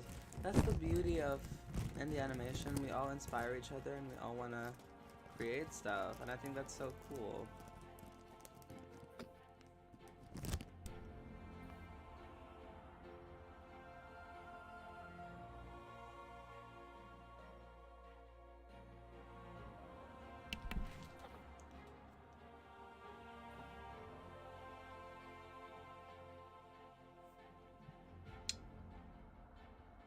Honestly, indie is better than corporate.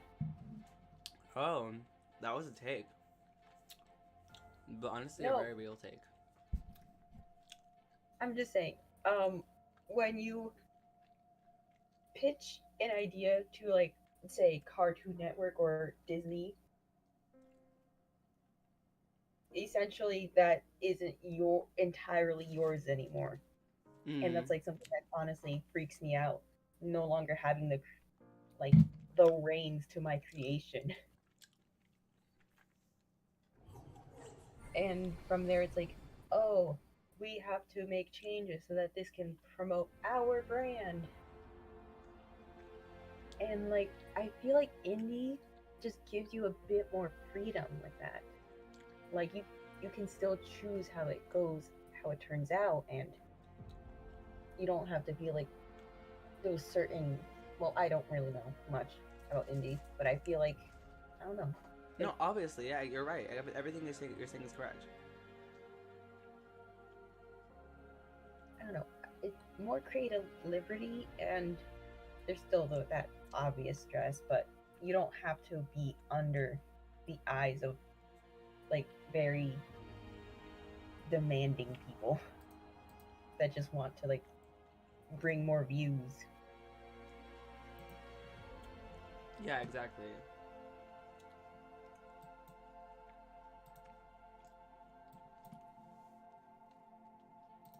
There isn't an info dump channel.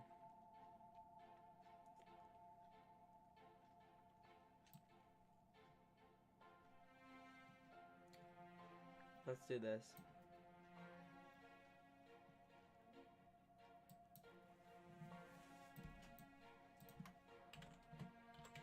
There's a channel.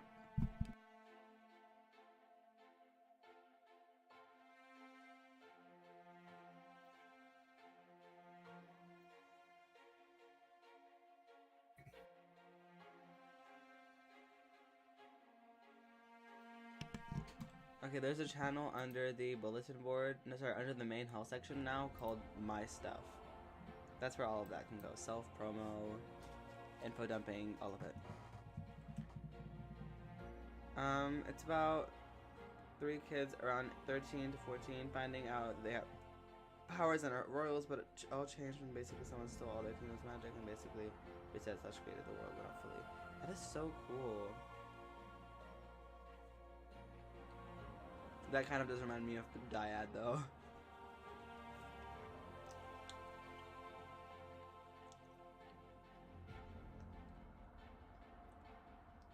Yes, Deb. That's I've always thought about that, like a panel with slightly popular indie creators.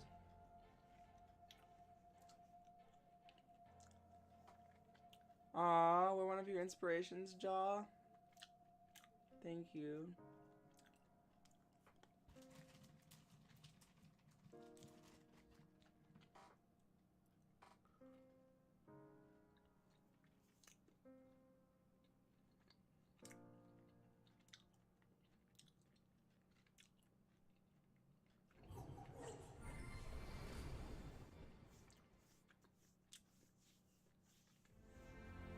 Oh my god, I love the shipping in yours, Sailor.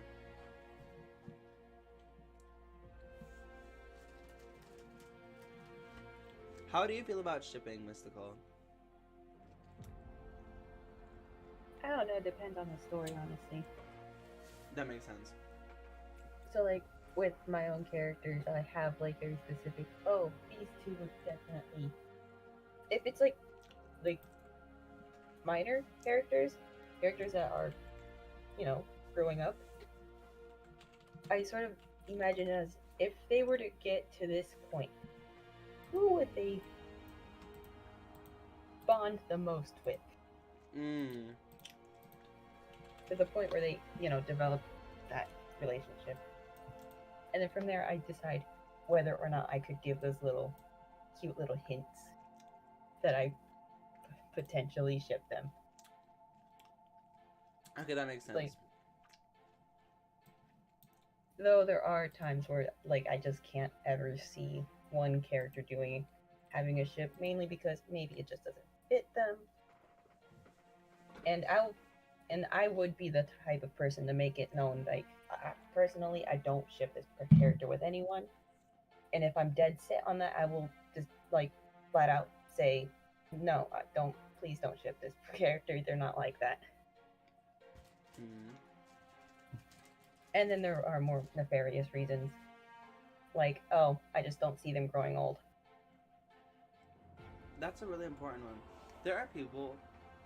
The thing about shipping is I'm really scared. I don't want us to, like, have a really scary shipping side of our fandom when the show gets big or whatever.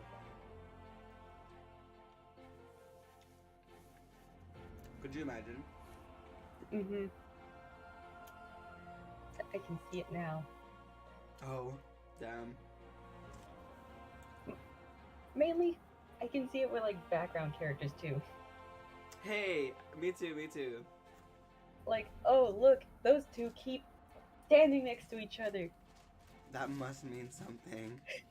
And I just get, like, spammed on Twitter.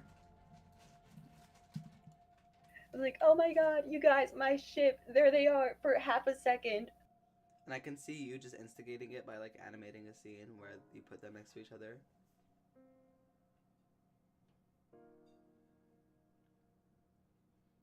Mine is Whatever. Guardians of the Sky, and it's, what did he say? Oh no, never mind. Oh, and it's a 2D animated fantasy adventure that follows a group of teenagers. Magic test with stopping a moving world. Whoa, that is a really interesting concept. I love how war y'all- stories. I love how y'all already have, like, the concept already down. Like, oh yeah, this is what it's gonna be about. I have it set. You probably don't because I'm same, but you already have like a good setup. Like, oh wow. Exactly.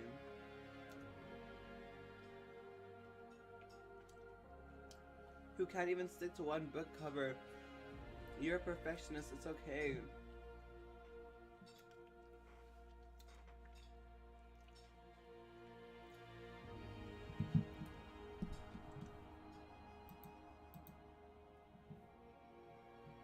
Can I see everything that's been done so far, just so I can get like an idea?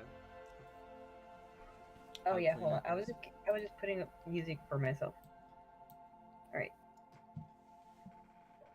So far, I'm supposed to be working on the mouth. Let it buffer a bit.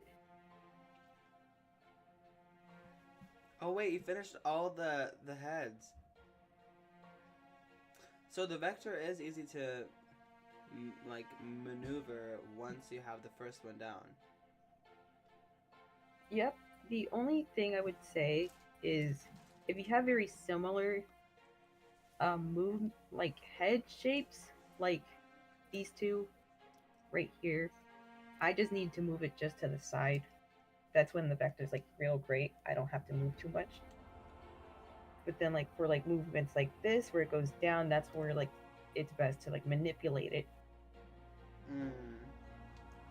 But then there will definitely be instances where I just need to make a new one, like a new head shape.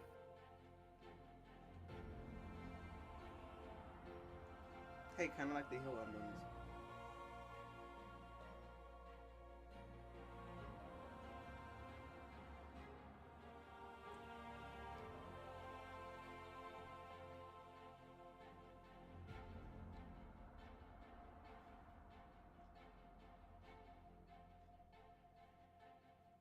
If y'all see me like not draw or anything, I'm probably looking something up. Yeah, that is How to assumed. Like how to. I had a Clip Studio tutorial on just on this on my screen. Oh.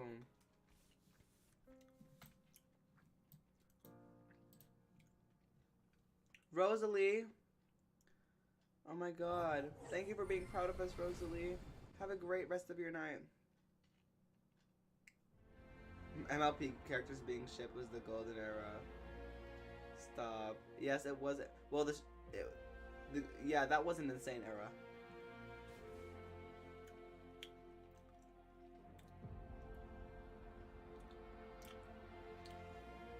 Yes, we should totally do that, Whimsy.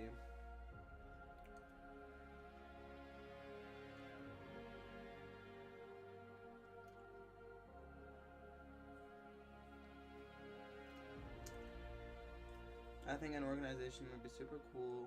There is something like that already. There are lots. If you're active on Twitter, you'll find it. You'll find a bunch of like indie animation accounts and groups. I could even send links to the server at some point.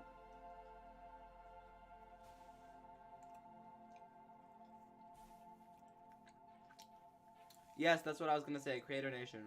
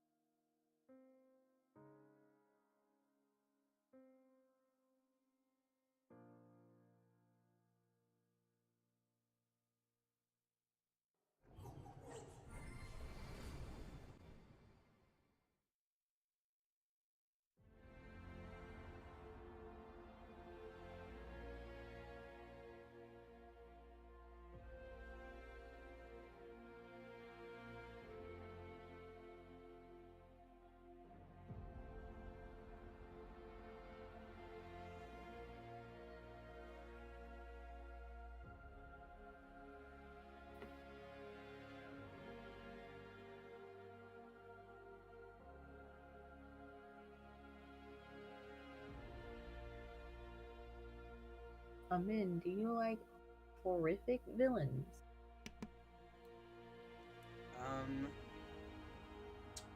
Not really, actually. That's my hot take of the day. No. Let me explain. Basically,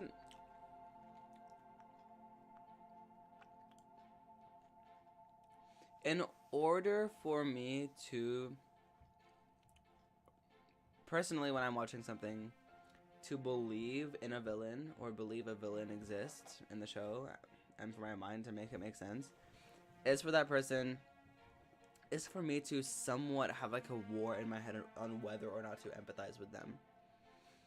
Cause it's like, do you ever have that moment where you see like someone who did something crazy and like in the very, very back of your mind you're like, but they did this, but then you're like, no, but they're a horrible person and you should not empathize with them.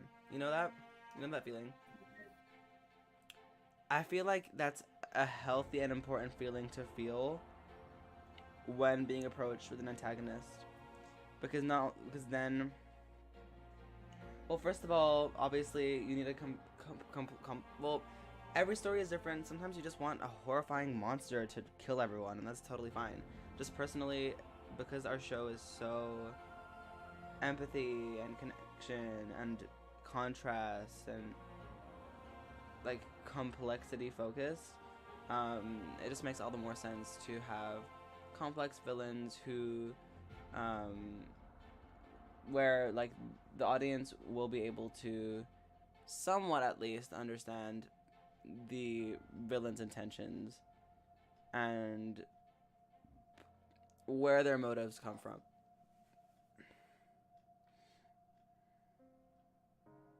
I actually really like softer villains, or villains that you don't really expect to be villains, or completely like the opposite of what society tells us villains are.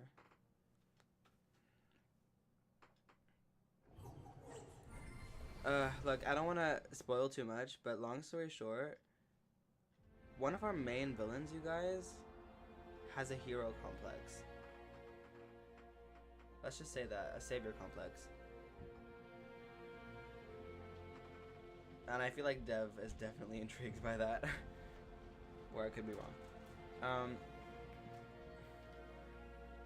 Honestly, characters that think that what they're doing is for the greater good are just good characters, because like if you have like that sort of idea, like where this character, you can just like already begin to theorize what that character was like growing up, or how they became that type of person. Exactly. They are the hero of their own story. Like Philip Whittabing, you don't like that guy. No one likes that. Yes, great example. But clearly because of like the time period he was born in, and you know how he grew up, like clearly obviously he's going to be like that, and of course he's not going to be Excellent example. That's one of my favorite villains ever. Emperor Bellos, bro. Like,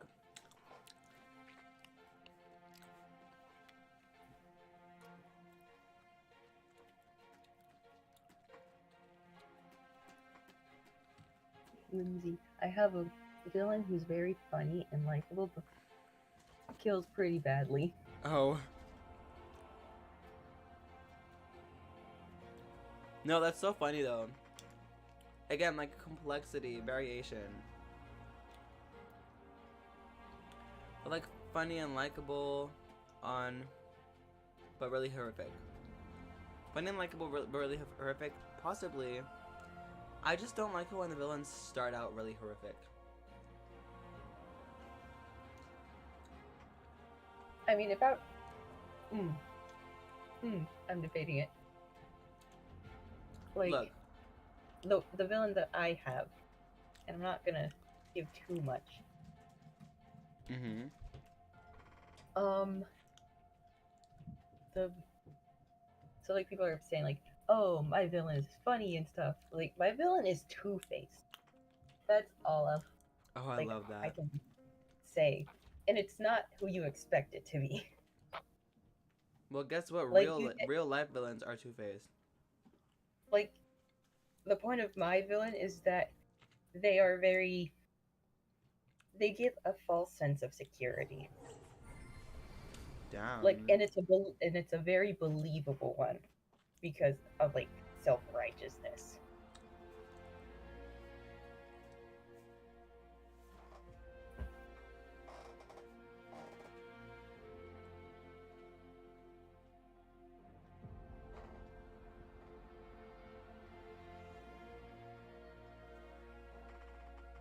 Yeah, I love that so much. Alistair from Has Been Hotel, I dare I say? Debatable.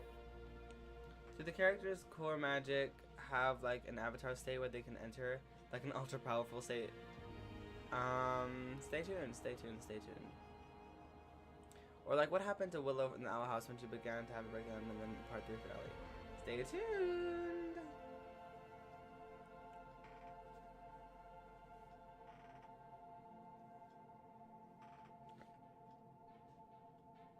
My villain is related to one of the main cast. Interesting. Wait, are they related in like the tragic sense? Or in like, oh wow, that's a coincidence? No one expected that. Is it like, no, don't tell me. Don't. My villains are a married king and queen because Disney didn't give that to us in Wish. Oh my god, real. Guys, I haven't seen Wish. Should I watch Wish? That's such an interesting concept, by the way, an evil couple. Sorry, anyways, continue. I refuse to watch Wish because of all we could have had. Same.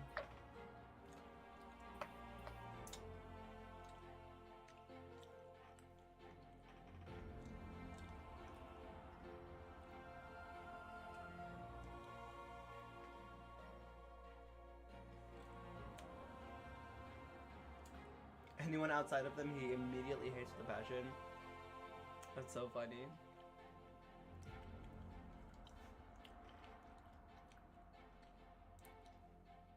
If you guys haven't liked the stream, can you guys just like it? Hit the like button. Smash that like, destroy that like button.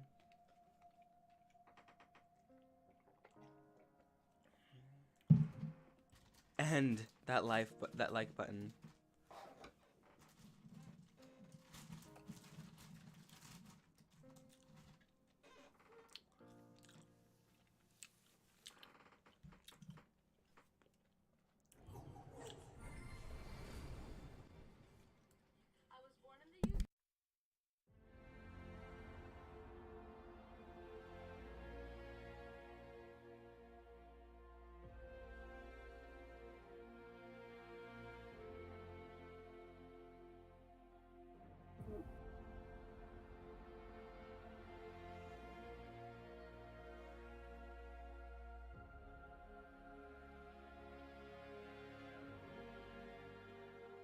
No, this isn't good.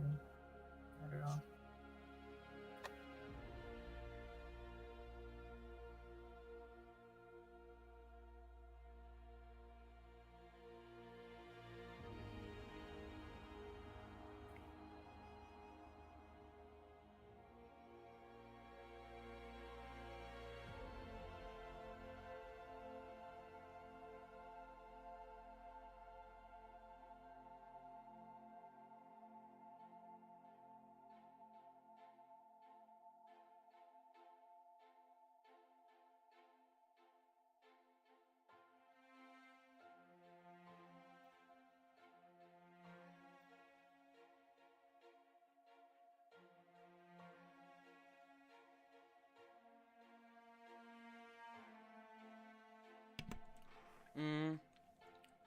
We've been teleported back to 2012 with the like button thing. Exactly.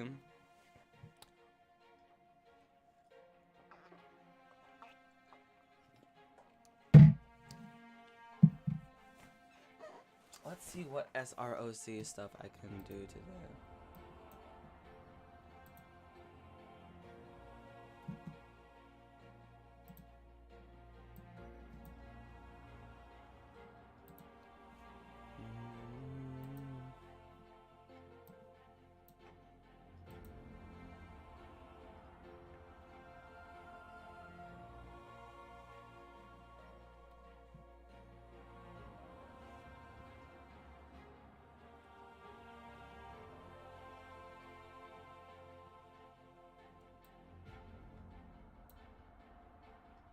Let's see.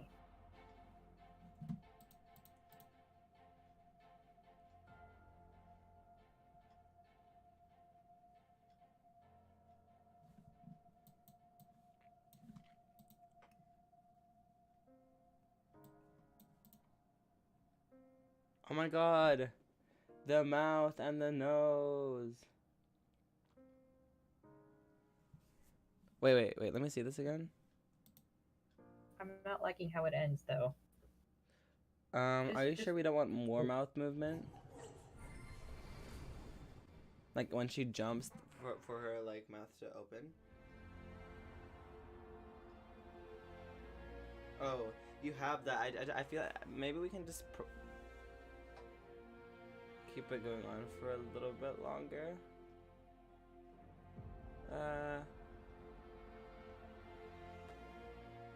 Wait, can we play it again? Alright, oh,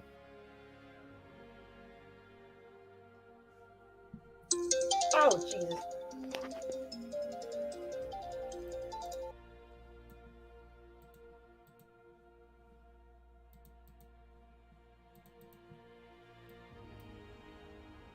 Bye, Ja.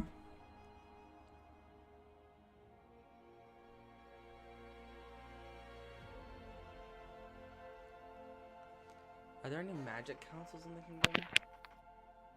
Definitely people that dictate like the wand usage stuff. Yes. Alright, I'm gonna have to be gone for like 10 minutes. I don't know if you want to stop the stream or... Do you want to continue doing cleanup after 10 minutes? Yeah, I just gotta go pick up my sis. Okay, that's fine. So I'm gonna put this on loop. Have Good you all idea. be entertained.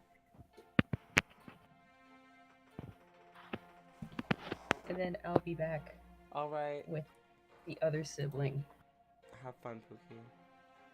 Alright, be right back.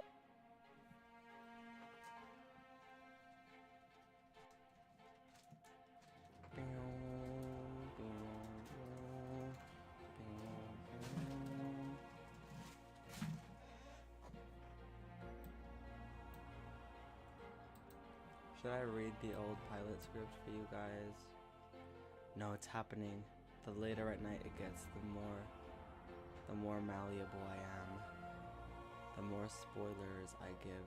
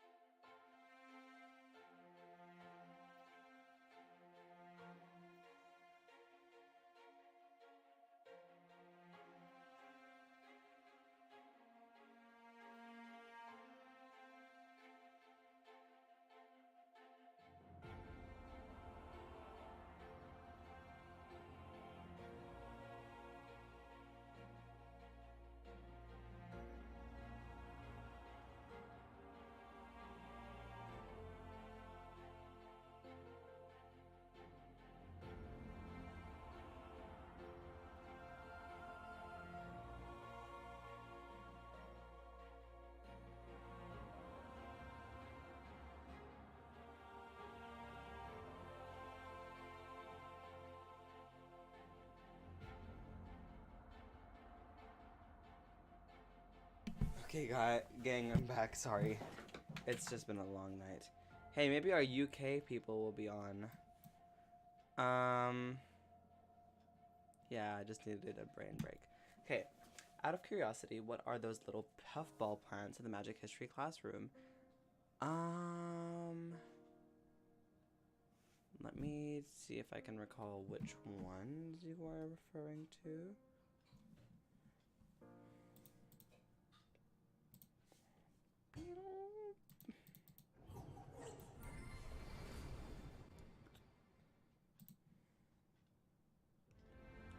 Oh.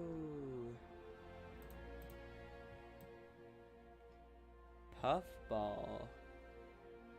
Where? Like just the balls? Like the...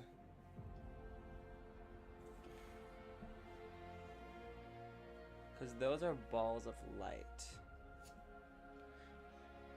You're talking about the new magic history classroom, right? Or Cora in history. We've changed the name. Yes, please. I mean, are you in mystical? Whimsy. I call everyone Pookie. Okay. Dev said, as a writer, I'm intrigued. I mean, it's a really old version, you guys. I don't really know how much I like it. Yes, do voices for the character. Oh my god, stop. Should I actually, you guys?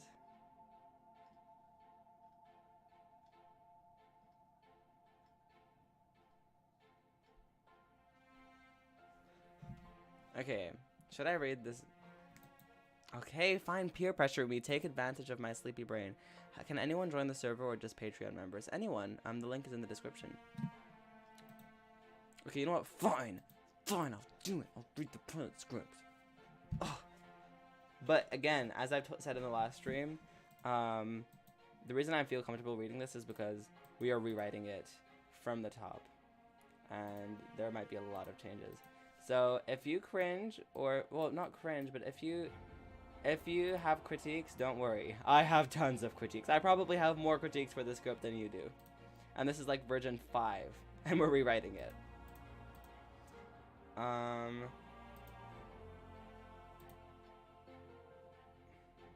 Wait, where is... There it is. I don't know if I want to show you, because I'm scared it's going to spoil something. So I'm gonna read it. If you get bored, just say, guys, please don't worry about pleasing me. If you get bored, just say I'm bored, put it on the screen. But just see if you like it or not, okay?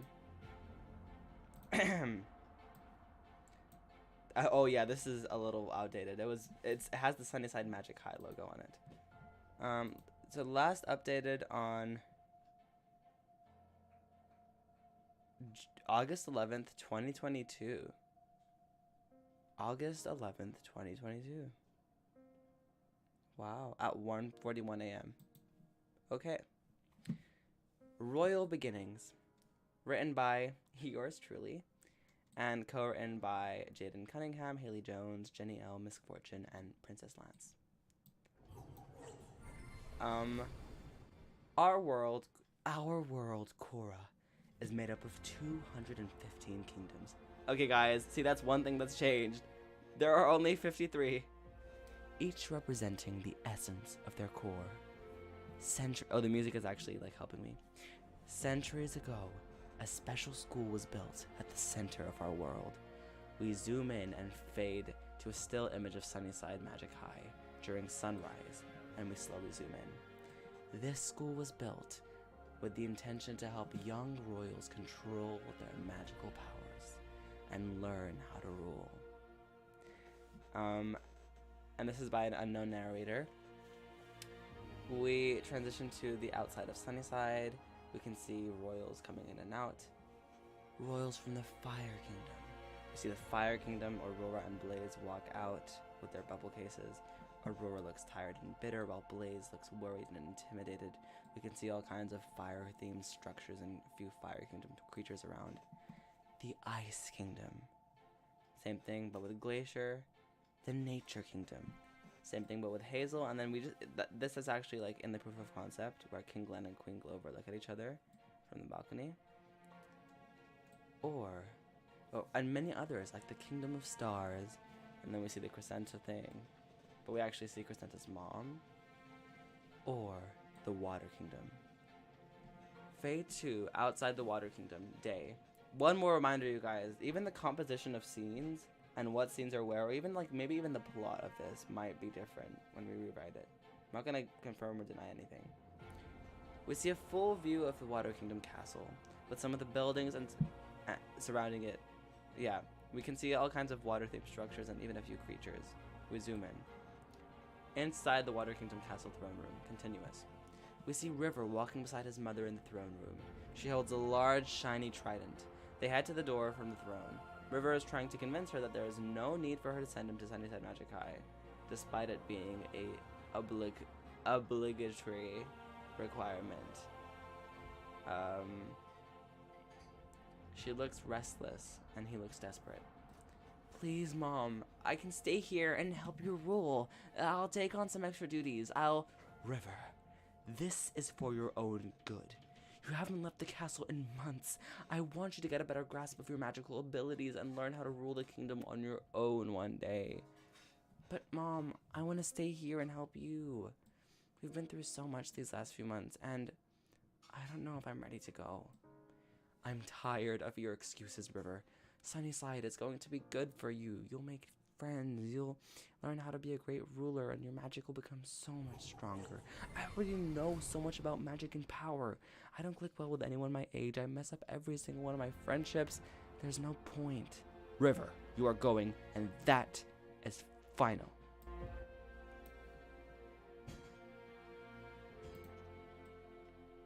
They get to the door, and Queen Marina places her hand on the door. But Queen Marina lets go of the door and shakes her head. She sighs. Close-up shot of Queen Marina. Look, River, I know that things have been difficult, but please, just do this one thing. She holds his hands. For me. River looks at his mother. River looks at his mother longingly. As she looks back, reluctant and tired, he thinks before sighing. All right. Thank you. You should get your things packed. Can I at least say goodbye to everyone in the castle first? You'll visit when you're in break, Bubbles. If you don't start packing soon, you'll miss the cloud train.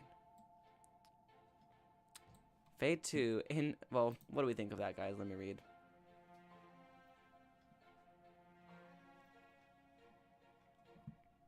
The music makes it so much better. I love that. I still won't forgive you for that art of River's mom and dad. Ha ha ha ha ha ha. Take that heartbreak. Fade 2 inside the entrance of the castle. You know what? I'm getting sick of River's theme, even though I love it and it's amazing. I'm just gonna play Hazel's now. Okay. Anyways, tell me if you guys are getting bored yet. Inside the entrance of the castle, later that day, we see River, who has a bubble case floating beside him. He's clearly not happy about leaving, and Marina stands next to him, and a few royal guards are seen around. River says his goodbyes. I just feel like we can't afford another change. Things were finally starting to get somewhat good. Everything will be fine, I'm sure of it. I know you'll be able to push through and show the other students what you're capable of. Okay, not to be a nerdy writer, but you guys love this, and our whole brand is kind of like taking you guys through the process. So I'm just gonna stop here and like annotate for a second. This is another like critique that I'm giving myself that I want us to work on in the final version of the pilot, and it's that I don't love how we characterize River or Marina. Obviously, I do appreciate how we're like relaying information through the text, but like, or like exposition through the text and through like, you know, natural conversation, but just we've definitely made it more clear what kind of character Marina is now, and we definitely altered the way she speaks to River here. She would be more cold, more distant. Again, she wouldn't know how to reassure him like this, because that is the non-royal parent's job. There would be more tension. River would not be as almost naive he wouldn't want to be vulnerable in front of his mother. He might crack up a bit, and lose himself for a second, and how he is met. I don't know. So anyways, small annotation. River looks uncertain and hesitant. Queen Marina crushes down slightly and reassuringly places her hand on River's shoulders. If you ever need anything, don't be afraid to call, okay? River nods in hesitance. He walks towards the door before stopping. He turns his head to look at his mother. In an instant, he drops his suitcase, runs towards her, and hugs her tightly. Marina is taken aback by this, and her eyes widen before she smiles hesitantly and hugs back. I'm gonna miss you so much, Mom. Queen Marina smiles. I love you, Bubbles. Don't worry, I'm sure everything will be fine. As she says this, she waves her hand at his bubble cases, and they hover to him. Don't let anyone bring you down, alright? Okay, Mom. And then he leaves, basically. Let's see what people are saying.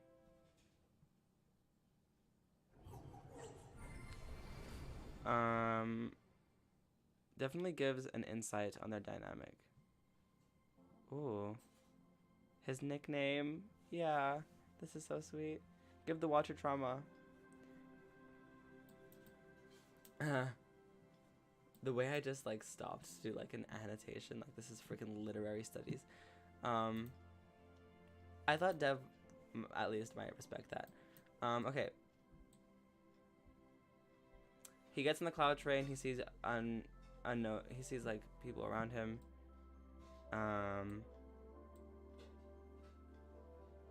He watches. He sees some other royals like Sinefa and Farzana get on the special royal train, and he watches the train get farther and farther away from the Water Kingdom, and he says goodbye. He goes on his chrysalis, and we see kind of how the technology works. And he sees a little snapshot of his mother and father, a little hologram of his family. His face bears a bittersweet expression, and he places the chrysalis back in his pocket. Cut to outside the cloud train station.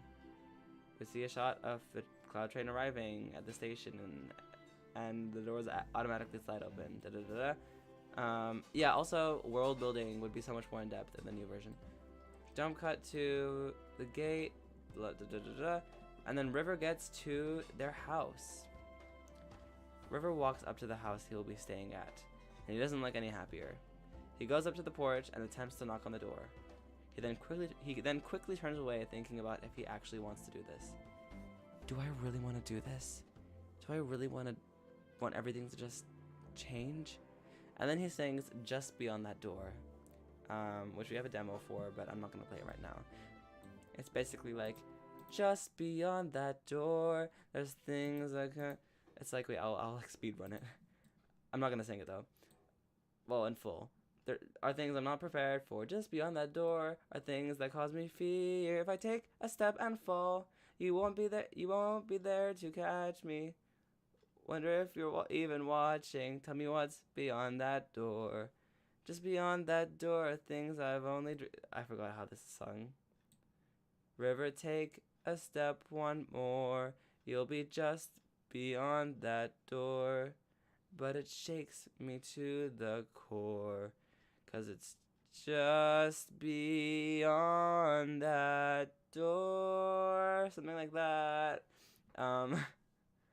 Oh, all the rooms I played in as a child. All the memories bittersweet and wild. All the things I had to leave behind.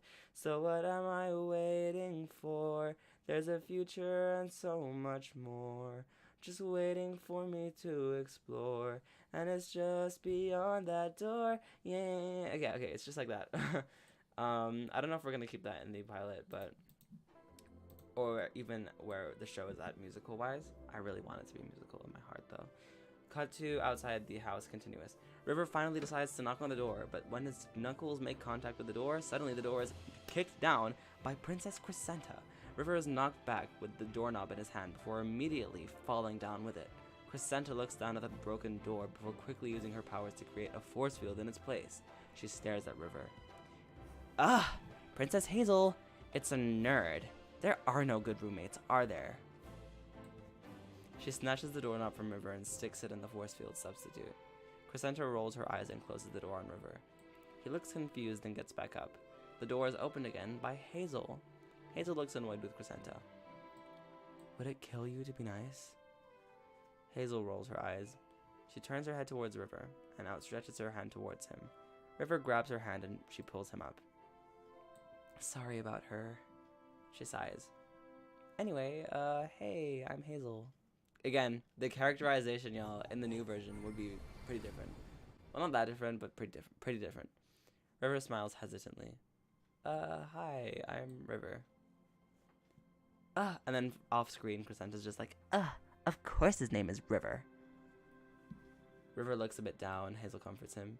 Princess Crescenta is quite unique. Do you two know each other? Nope, this is our first time meeting as well. I've only known her for like half an hour and I already don't want to be roommates with her.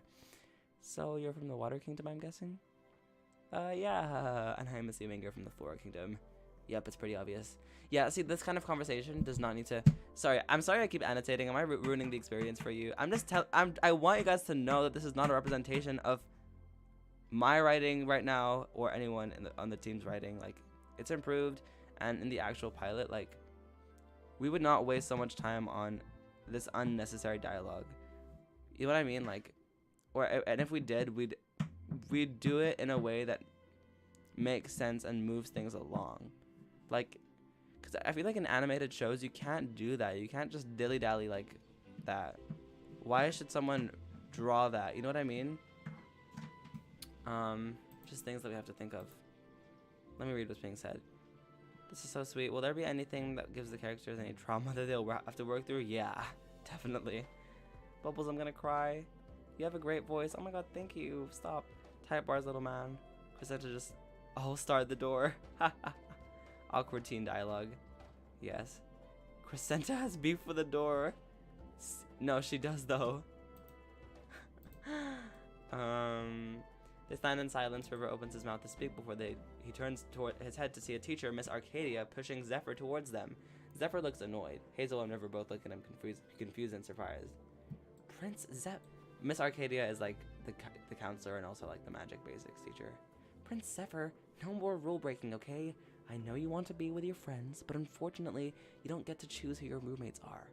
I don't know what life was like for you in the Wind Kingdom, but this behavior is not acceptable at Sunnyside. Zephyr rolls his eyes before cutting her off. Okay, I get it. Zephyr's characterization has changed a lot, y'all. Miss Arcadia shakes her head in disappointment and sighs. I'm very excited to see you all in class in a few hours. And then Hazel says, Why does class start so late? Miss Arcadia says, since it's the first day and many of you have traveled far, today's going to be a shorter day. Starting from tomorrow, you'll have a longer day. Blah, blah, blah, blah, blah. River says, Hi, I'm River. And then Zephyr raises an eyebrow. Okay, did I ask? Stop, I love that line. Zephyr walks into the house and ignores them. Hazel sighs.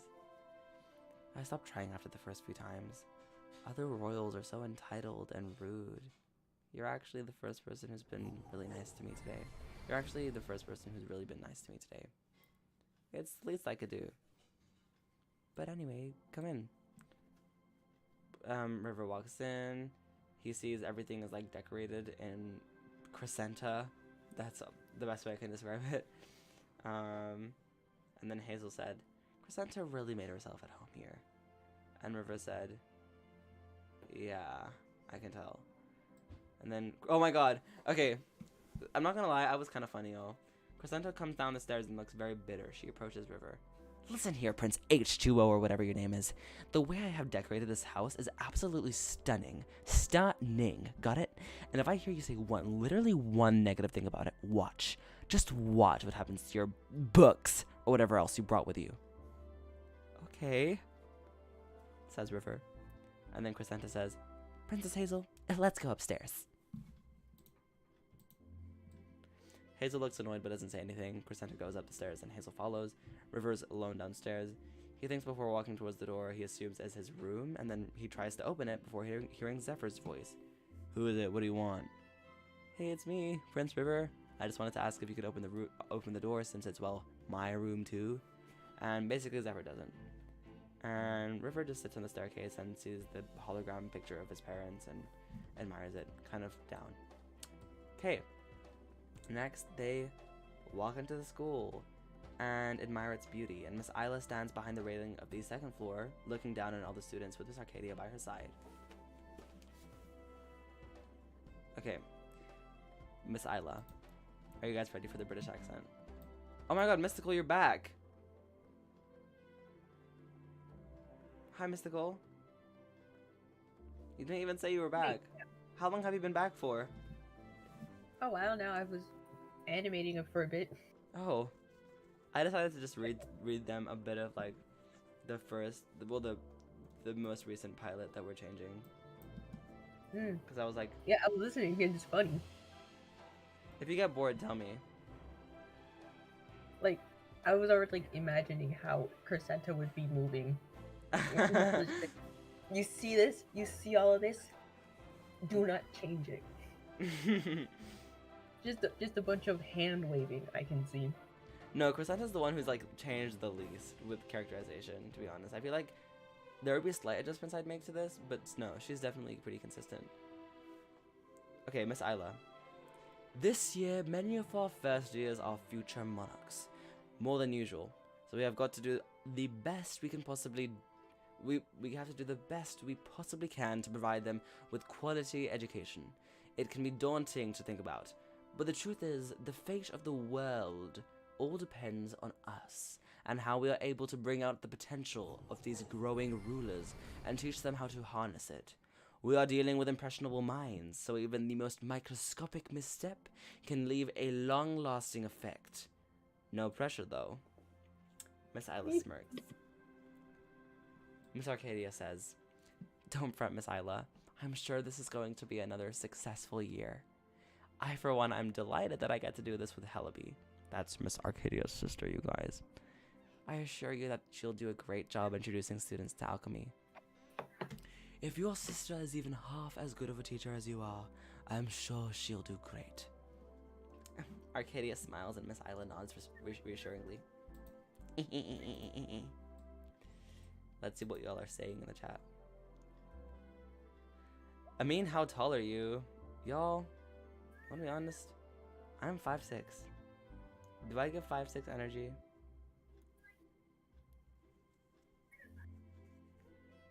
How tall are you, Mystical? 5'5". Oh, love that. You have to keep that line from Zephyr. He was so sassy. Stop. Maybe. I'm invested, lol. This script is funny. Oh, Mystical, you typed in the chat. Jeez, CRESCENTA, so sassy. CRESCENTA is literally a mood. I agree. River, call CRESCENTA for that door. And then Isla gets everyone's... Oh, okay. Next, we're in the core and history classroom. River walks in. It's a huge classroom, and it all appears... And it appears all the first years are there. He takes a seat. CRESCENTA basically just sits next to Hazel because there's no one else to sit next to. Yeah. And then Miss Isla says, "All right, first years, welcome to Sunnyside. Sunnyside, the one and only school for royals in all of Cora. I am Miss Isla, the headmistress here at Sunnyside, and your magic history teacher. I have taught generations upon generations of rulers and royalty, and our rich curriculum has generated powerful, educated monarchs. I understand that being here can be intimidating, seeing other royals and doing things you might not be quite familiar with, but I assure you that the next 3 years will be magical." Before we begin, does anyone have any questions? Blaze raises his hand. Why do the teachers get to teach us royal stuff when they aren't even royals themselves? Miss Isla sighs. Your teachers are royals. All teachers at Sunnyside are either extended family of monarchs, or usually their siblings. How else would we have magic? The students laugh and Blaze crosses his arms. See, you know, kind of a basic way to for exposition, but it does its job, so whatever. Alright everyone, I'd like to ease into things by testing your knowledge on magic history so I can get a good idea of how much you already know. Now, who can tell us a fact about their kingdom's history? Glacier raises his hand before River does the same. Prince River. Well, we have a family. Okay, I'm sorry, but I'm gonna be honest with y'all. River is a pick-me. River is a pick-me boy in this script, and we want to change that. Anyways. Well, we have a family heirloom, a trident. It's not really anything special, but it has a lot of significance since it's been wielded by generations of Water Kingdom rulers. Nerd. Glacier looks intimidated. Okay, thank you very much. Prince River. Thank you very much, Prince River. Does anyone else have any facts they'd like to share? A little montage of people being academic rivals. Again, unnecessary. We don't need this. This is just taking up time in the actual episode. Miss Isla. So does anyone know who built this school? No one raises their hand except Zephyr. Alright. Do you think you can tell us, Prince Zephyr? Zephyr looks cheeky. A person did? Prince Zephyr laughs. Miss Isla looks very unamused. She starts walking towards Zephyr ominously, and he looks intimidated. Y'all, Zephyr is not this kind of character. He would be very different in the new version. Anyways, Prince Zephyr. Zephyr gulps, and you can hear the click-clack of Isla's heels. Do you think you're funny? Do you really think I'm going to stand here and laugh while you waste everyone's time?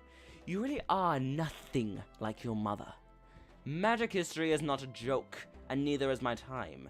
If you really think it is, then you are welcome to leave. Prince Zephyr doesn't say anything. If you wish to stay, then so be it. But always keep in mind that if you're going to rule a kingdom one day, you'll have to start taking life more seriously.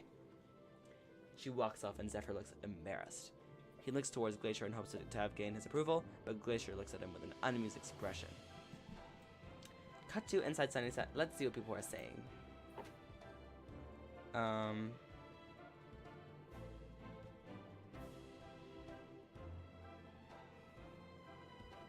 I agree. River call CRESCENTA for that door. Damn, brus, I am not tall. What are you saying? 5'6" is pretty short, you guys. I'm actually below average height. To be honest, you give 5'2" vibes. Excuse me, Stilamity? Excuse me? Do you want me to block you right now? Sorry, I'm kidding. Not the pick-me boy. Not pick-me River. Who is their ancestor? Poseidon? Stop. Damn, teacher is savage. Sila's amazing, yeah.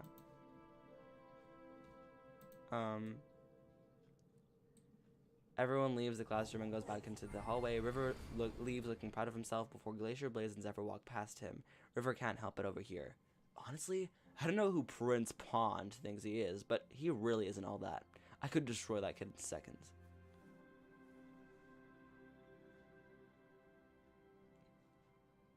Sorry. Yeah, we need to keep that line away from people. Glacier side-eyes River. Haha, Prince Pond.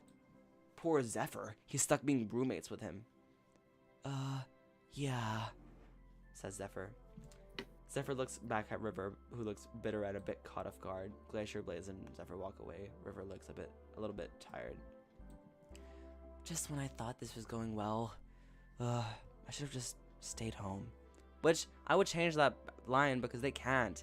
And that gives the audience the impression that they have the choice to not go to Sunnyside. Like, no guys, they don't have a choice. River also leaves before we see Hazel and CRESCENTA walk out of the classroom together. That was the most boring? She's cut off when Aurora approaches them. Aurora looks bitter and so does CRESCENTA. CRESCENTA crosses her arms and Hazel looks confused. Princess CRESCENTA, says Aurora. Princess Aurora, says CRESCENTA. Hazel tries to leave, but CRESCENTA places a hand on her shoulder. Hazel looks unenthusiastic and stays. CRESCENTA. It's been a while, hasn't it? It sure has. Yet, you're still the same. Aurora walks off pridefully. Yet, you're still the same. I hate her. And then Hazel says, what was that? CRESCENTA sighs. Ugh! Can we just stop talking about her, Princess Hazel? You're so annoying sometimes. Crescenta leaves and Hazel looks irritated. Yeah.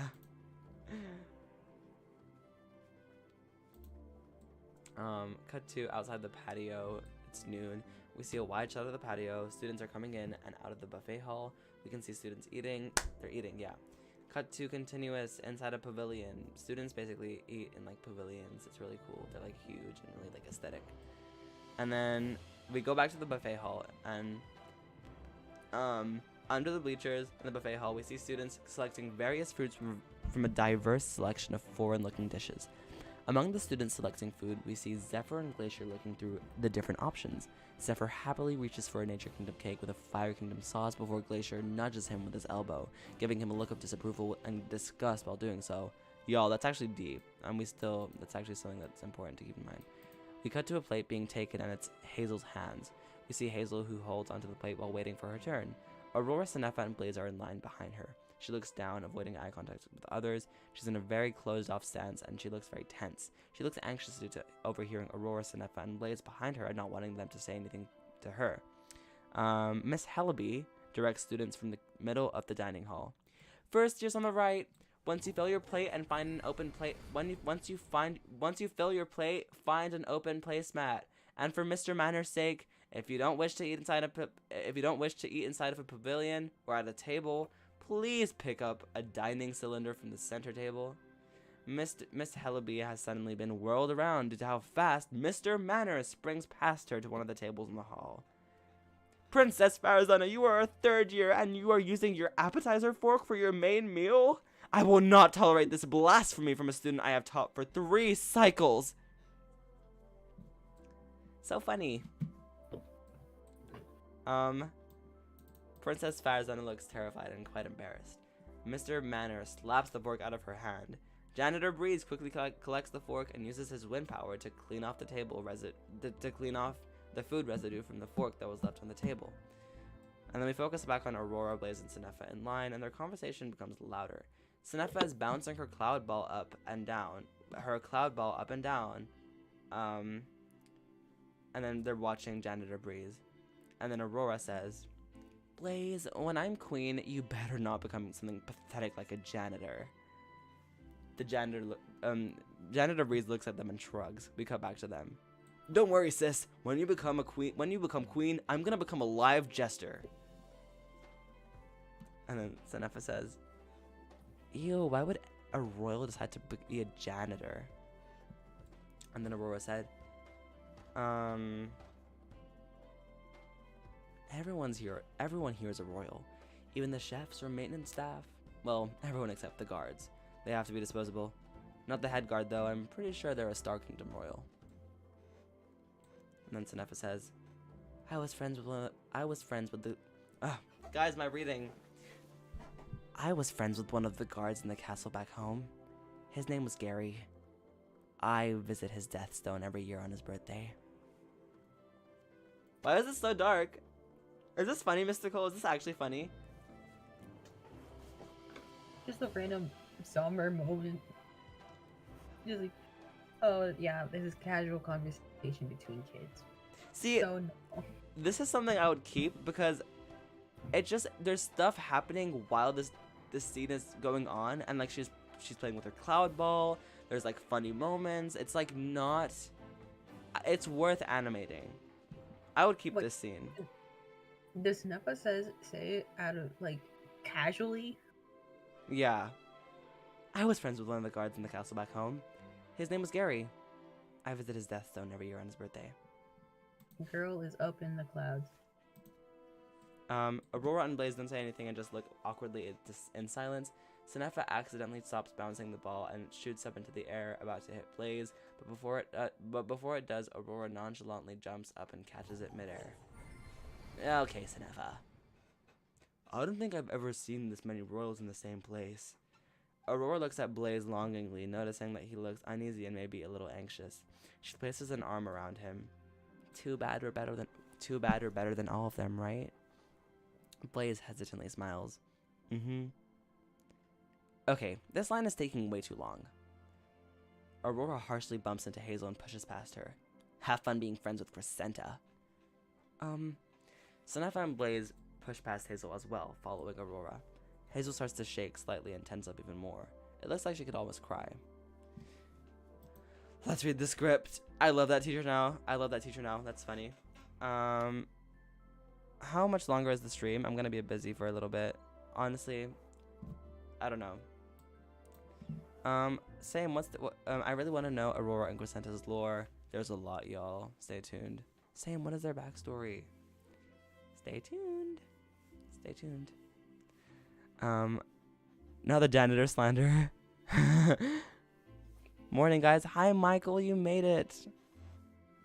Yeah, basically we're reading the last version of the script, but again, just take it with a grain of salt because I'm kind of just critiquing like the things I would change because we are going to completely rewrite this. Even the composition will be different along with a lot of the characterization.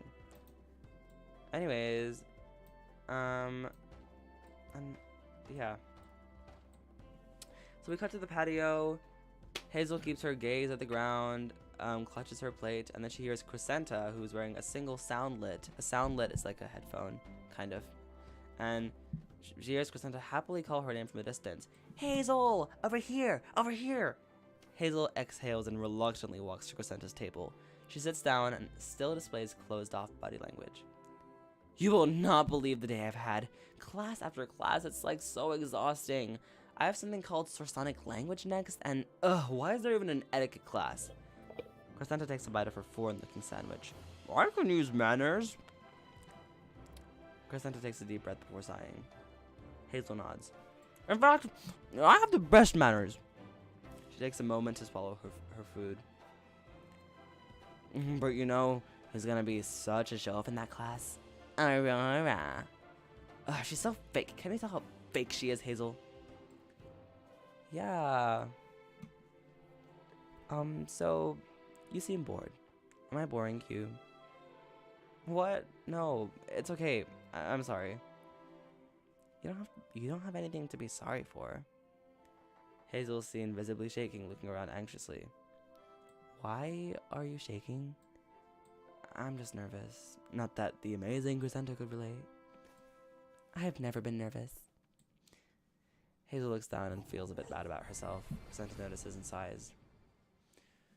I mean, I get nervous sometimes too, I guess. See, I love this scene, y'all. I would definitely make some slight dialogue adjustments, though. Anyways, Crescenta crosses her arms, trying not to be vulnerable. There's tension between them. Wow, no way. Higher voices Crescenta, lower as Hazel, y'all. Crescenta looks a little uneasy. Sorry. Hazel sighs.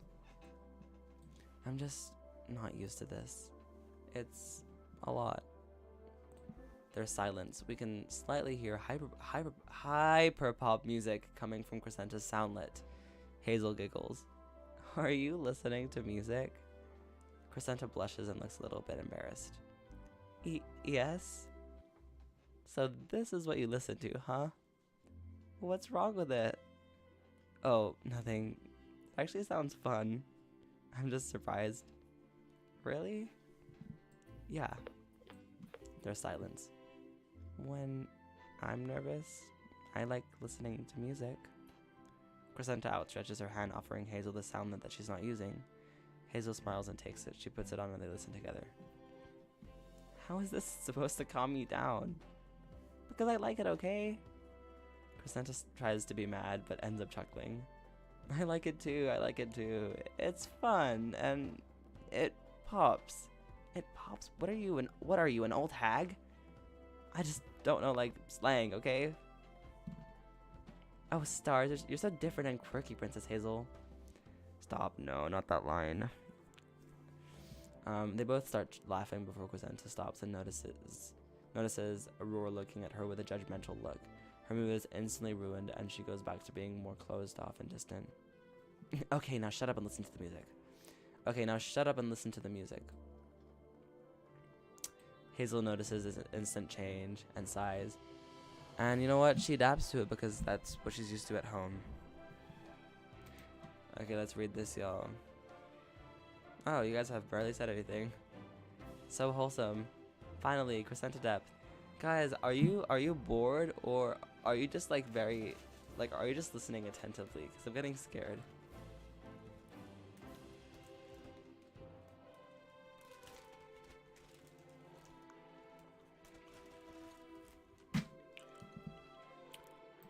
Also, vector lines actually do Crescenta's hair so much justice. Right? Like the shape? Oh, yeah. Oh, I am struggling a bit. Listening intently while taking notes on the writing? Are you taking notes on the script writing or my critiques? That's what I want to know. Wait, what did you say, Mr. Cole? Oh, it's just a bit difficult. I'm sorry. Would you rather, like, draw it out? Or no? Oh, I am. I'm trying to get the lines to be lines without ruining the shape too much.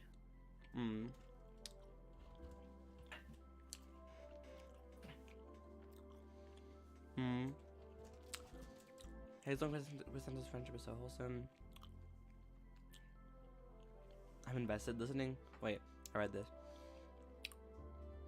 It's pretty good. I understand why you want to change it as your story grew over time, but you had a pretty good first draft to build off on. Thank you, Kitty Garden, and also welcome. Script writing. I constantly take notes while reading or listening to other people's scripts. I love that. But I say if you want to take notes on something, take notes on the critiques that I'm giving myself. Okay. Or, I don't know. No, you know what? Do whatever you want. Inside Sunnyside Magic High Gym, we see the teacher, Mr. Topaz, who is... I'm going to switch from Hazel's theme to Zephyr theme now, because I'm getting sick of Hazel's theme. Just because it's playing... Oh, no! Why am I watching ads on our own video? That's the real questions we should be asking in this day and age. Okay, back to the script. We see the teacher, Mr. Topaz, who is looking at the students with intensity. We see River, Crescenta, Hazel, Zephyr, Glacier Blaze, and Aurora, who all seem to be listening. Hello, students. Welcome to Magical Physical Education. I'm Mr. Topaz, but my favorite students call me Mr. Topes. And then Crescenta says... No one calls him that. Yeah. Wait, how did you know that was the line? Did you just guess that? Yeah. That's the next. Crescenta says, literally no one is gonna call you that. That's so funny. Mr. Topaz looks angry. What's your name, young lady? You think I'm gonna tell you? Aurora smirks. Her name is Crescenta, Mr. Topes. Mr. Topaz smiles. Thank you, Princess.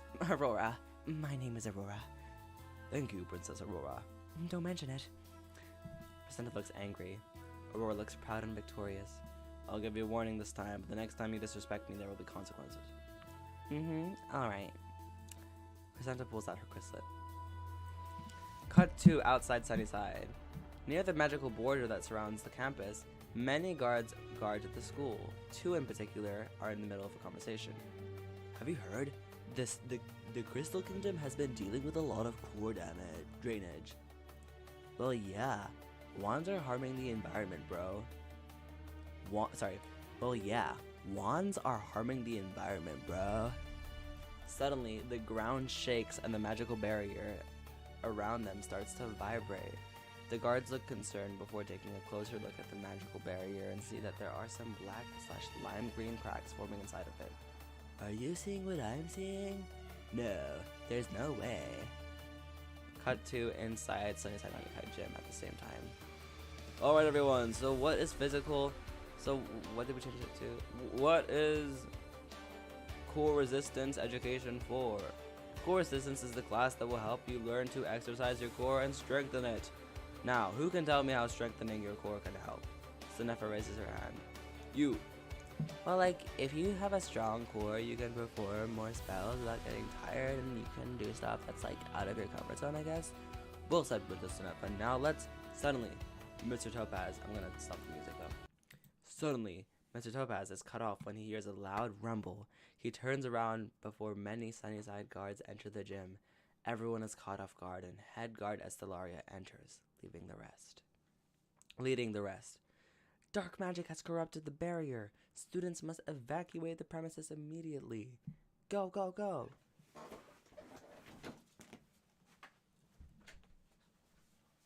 Sorry, it's not go, go, go, go, go. It's go, go.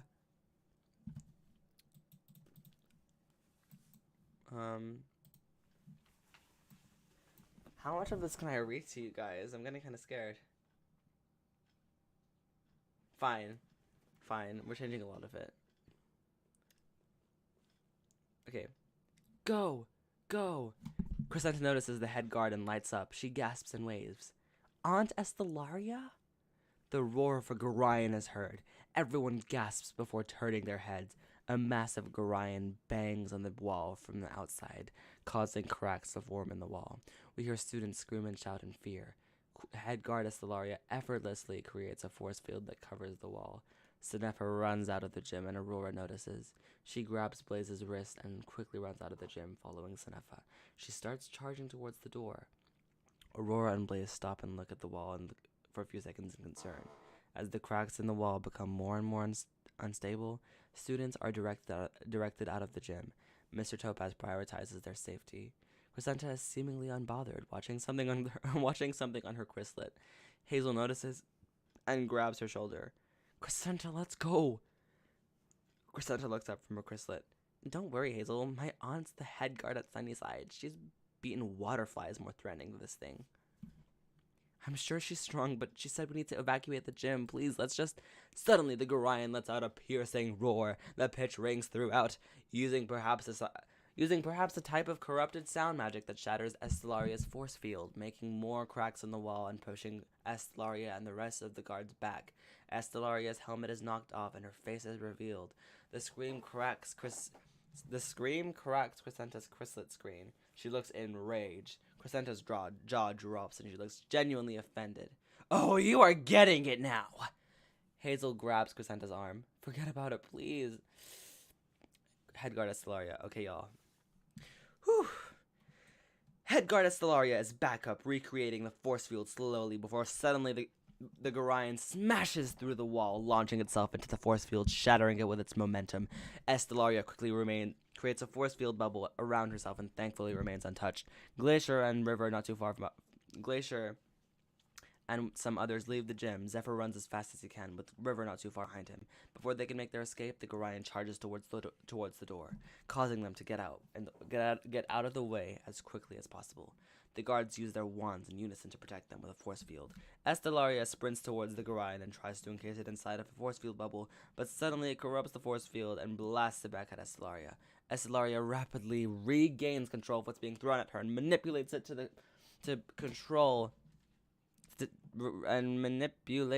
to become sharp blades that agitate the Gorion. The Gorion roars and Estelaria shields herself with a force field, but it withers away and causes Estelaria's aura to glitch out and fade. She looks bewildered, and during this moment of confusion, Mr. Topaz jumps in and instantly conjures boxing gloves made from amethyst crystals.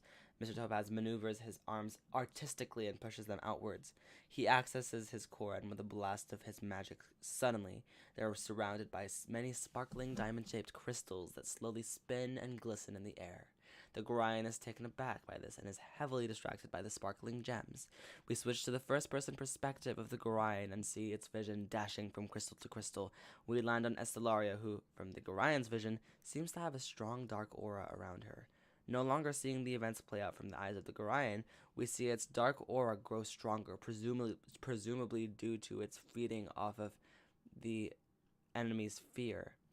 Estelaria, looking determined, creates multiple layers of a force field wall to shield her and Topaz. It just got stronger. And then Headguard Estelaria says, it's almost as if it feeds off of fear. Have you ever heard of a creature that does such a thing?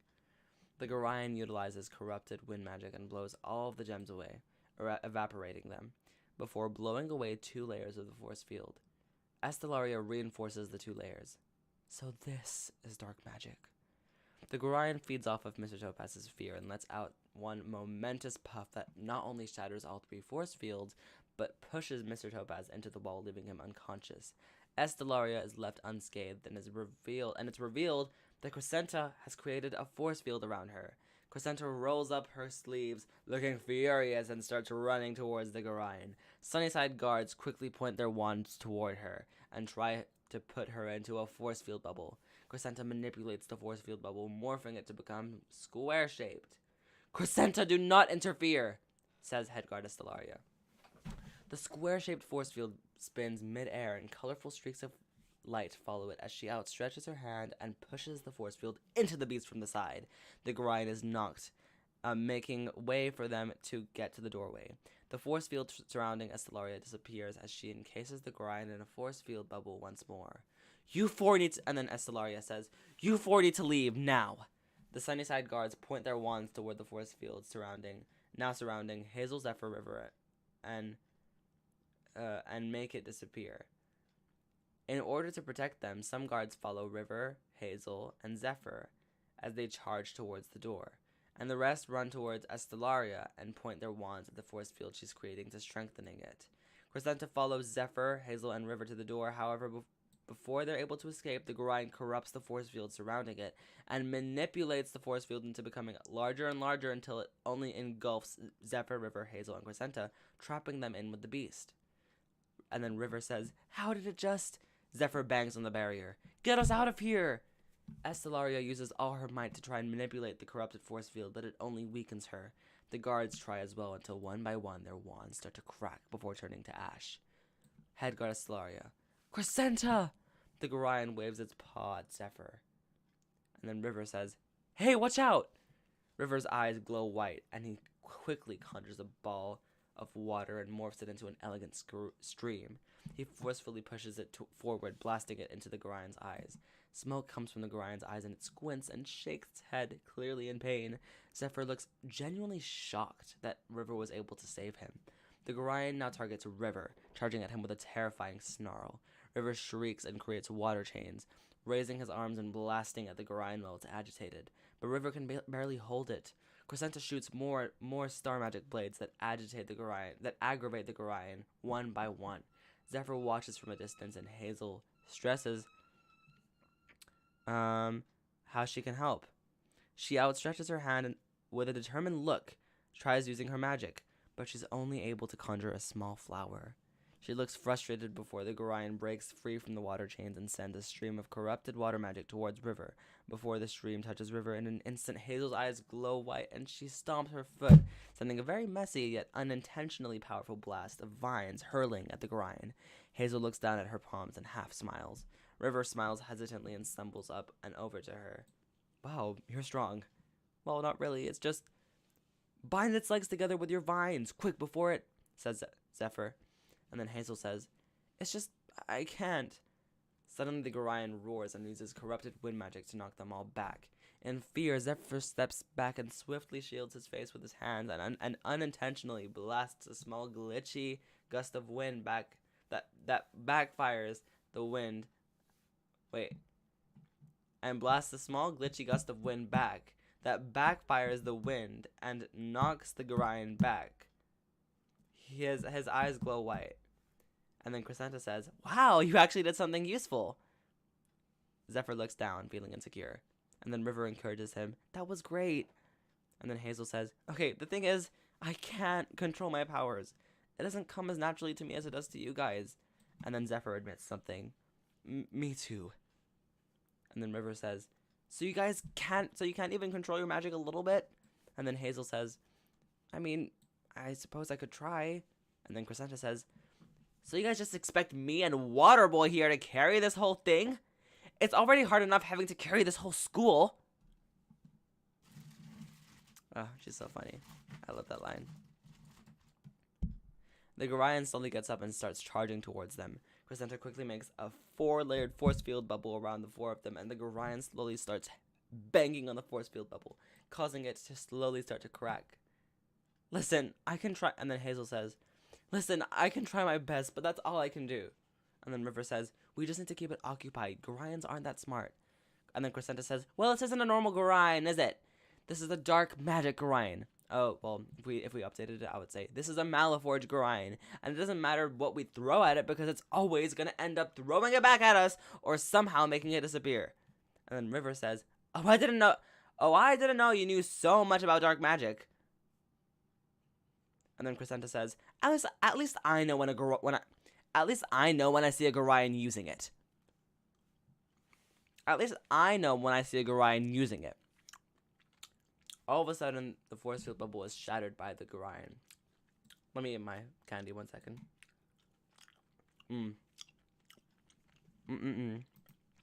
Let's stop and read. 8 viewers strong. Y'all are invested. What the frick? Jeez, I thought you guys would be gone.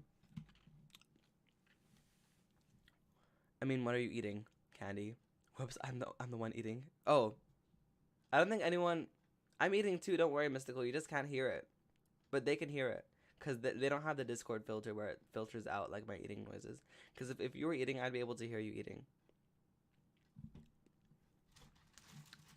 Not Mystical and me eating. Munch. Villain reveal. Nah. I'm enjoying it. Oh, sound power villain. Fear power villain. Guys, take this Gorion with a grain of salt. That's all I'm gonna say. This is amazing. Oh, thank you. It's a monster. I'm so invested. Thanks, guys. Listening intently. Oh my god, Dev. Crescenta OMG. Hi, inadvertence. I'm gonna reiterate. This is the old version of the pilot script. We're rewriting it, and I'm critiquing anything that I realize we want to fix. So that's why I'm so comfortable reading it to you guys. I mean, what candy are you eating? Sour Patch Kids, obviously.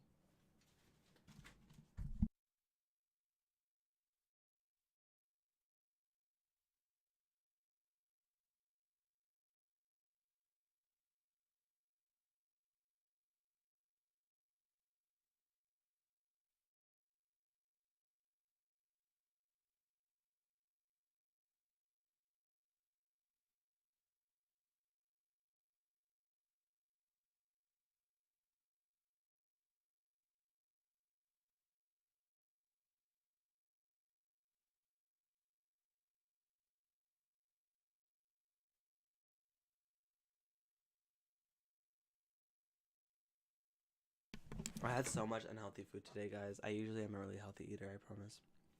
Okay, sorry,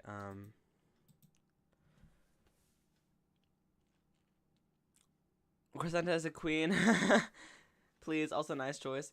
Okay, just kind of got here in the middle of it, but it sounds fun. Did the sound and also, yeah, welcome inadvertence. Is this your first stream with us? Did the sound randomly disappear for anyone else? No, guys, it didn't. I just stopped for a second, and I'm gonna put the music back on so you guys don't ask questions like that. Oh, now it makes sense for the battle. Okay. That's what felt weird. The music was off. Okay. All of a sudden, the force field bubble was shattered by the Gorion, and it looks angrier and more powerful than ever. The Gorion makes eye contact with Hazel and starts to shoot beams of darkness into her eyes, but before anything happens, Hazel closes her eyes and sprints towards the Gorion. She outstretches her arms and she conjures many vines that shoot out of her palms and encase the Gorion's feet, keeping it grounded. The unstable vines shoot out everywhere, and River,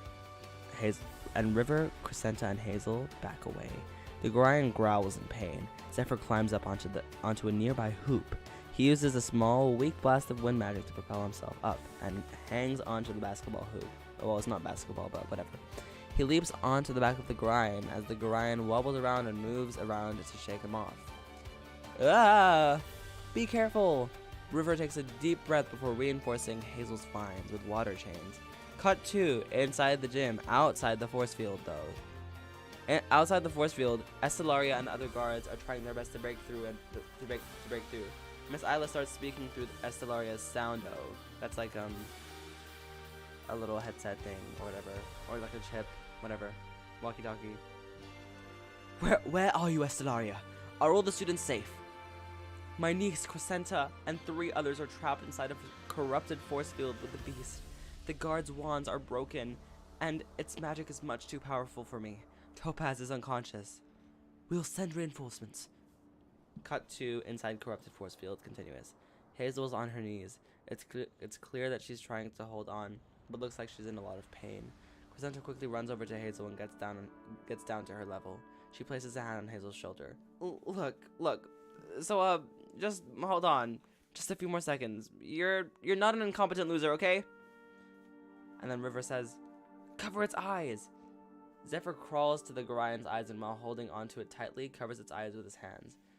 Crescenta raises her arms up, creating a large spiked force field. Hazel quickly grabs Zephyr with a vine and pulls it back before Crescenta continues. Crescenta presses the spiked force field forward with power and pushes the Gorion into a wall across the gym. It's knocked down and doesn't move for a moment. The main four cautiously approach it. It weakly shakes its head, and its eye color switches back and forth from lime green to purple. The corrupted force field starts to crack. And then Hazel says, I don't think it's fully in control of itself. It seems like something else is manipulating it.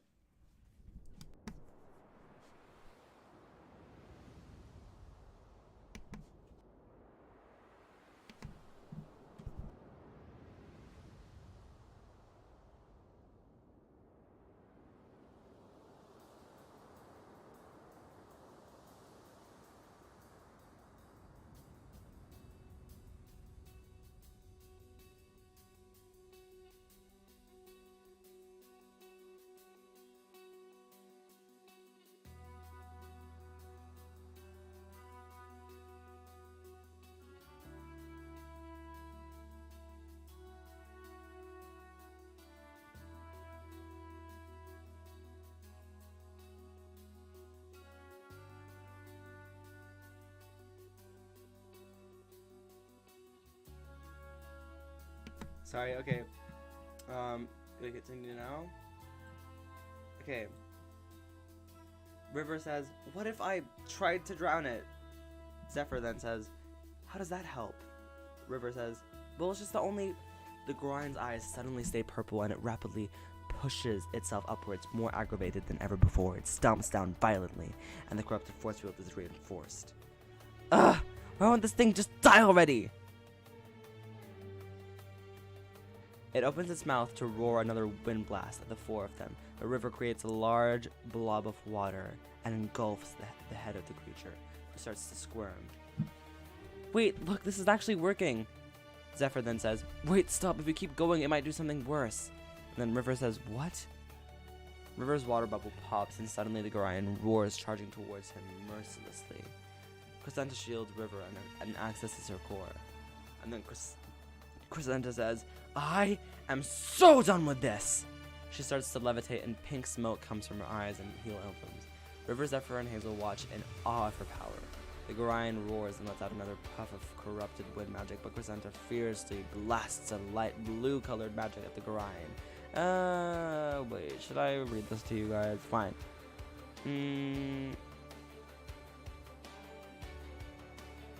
Something happens that I won't read. But long story short, the Gorion is dealt with. Not killed, but dealt with. And suddenly Miss Isla and Miss Arcadia storm into the gym with Aurora, Glacier, Blaze, Senefa, and some other students and guards following them. Glacier looks jealous and bitter. Aurora also looks bitter. Everyone else looks so surprised. And our main four all look very nervous. The little Gorion flees the scene. Hazel then says, "We did it." Crescenta says, "Well, more like I did it." Headguard Estellaria, "Thank the stars you're okay. Your mom would have killed me. Can't believe how fast you're growing up, Cressy. I'm proud of you." Well, I guess it wasn't just me. I mean, it was mostly me, but they weren't completely useless. Hazel smirks. River raises an eyebrow and Zephyr crosses his arms. Miss Isla approaches Estellaria. "Estellaria, a word." Estellaria nods and they walk off. Hazel looks around at all the destruction around her. Zephyr distances himself with his hands in his pocket. Why is the music so gosh darn loud? Okay. With his hands in his pockets. River walks up to Crescenta. "Wait. I'm not gonna read this scene. Actually, fine. I'll read it. Wait, what kingdom are you from again? The Kingdom of Stars? Okay. River starts to walk away before quickly turning back. Oh, and by the way, no hard feelings. Things just got intense, and I was just scared. Crescenta says, whatever, it's fine, I guess. River nods awkwardly. We cut to Zephyr, who's not too far from them. That was exhausting. I can't believe I just did that. Miss Isla approaches the main floor, and everyone in the room becomes silent. What you did was reckless, foolish, and dangerous. But you saved your class, and the four of you clearly have talent. River, Hazel, Crescenta, and Zephyr all look surprised and slightly flattered. Students start to talk to one another before Miss Isla sees what's happened, what appears to be a black lime, green, and slimy substance on the floor. She kneels down and uses a spell to create a solar aura around her thumb and index finger, protecting them from being burned. She pinches a bit of the substance and looks at it closely. A dark magic charged Gorion. How on Cora is that still possible? And more importantly, how was it able to break through the barrier? Miss Arcadia looks concerned. Wait, I'm going to reread that with the new terminology. A Maleforge charged Gorion. How on Cora is that still possible? And more importantly, how was it able to break the barrier? Miss Arcadia looks concerned, gets close to Miss Isla, and quickly responds. It was clearly sent here by someone. There must have been some kind of objective. Why would someone want to hurt our students? Precisely. Miss Isla sighs. We'll look into it. Miss Arcadia nods and leaves. Back to student housing for now, everyone. We'll deal with this. Our focus remains on Miss Isla, and we zoom into the black and lime green substance.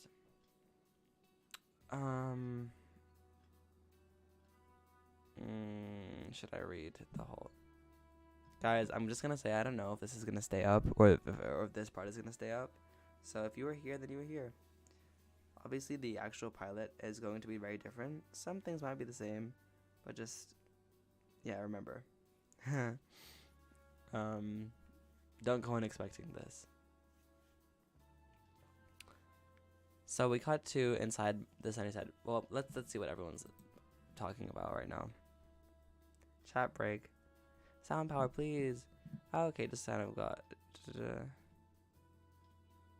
I've known about the show for a while. You guys even made a TikTok response to one of my comments. Oh my god, really? Which one was it? That's so cool. Were you the mushroom biome person? I don't know why. I just have a feeling you're that person.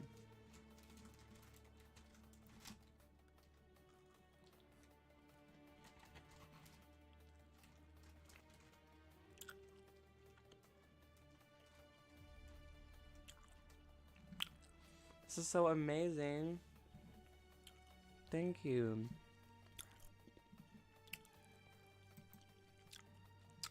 Oh my god, ASMR, sorry.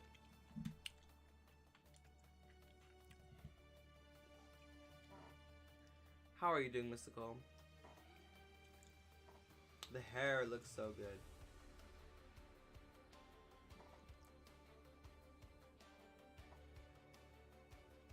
That looks painful.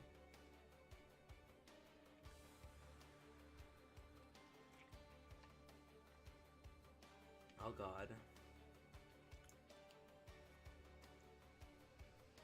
I think I might have to head off. Alright. I mean, it's already dark, but it's getting late. Real late. Thank you, Mystical. Can we see how it looks like so far for today then? Well, let's see. Cool. Wait, can we see the cleaned up, those new frames you were just working on individually?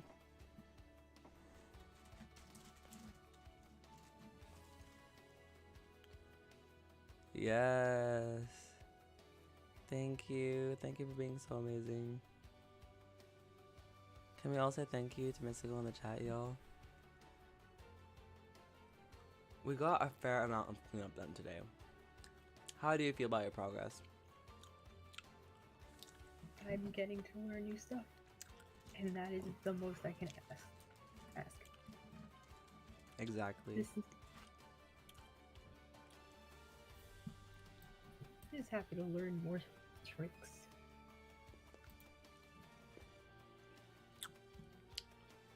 Everyone's saying thank you, Mystical. Great job, Mystical. So, I'm gonna finish reading the script, and then we can end it. If you want to stay in BC, you can. If you want to leave, feel free. Right? Which one?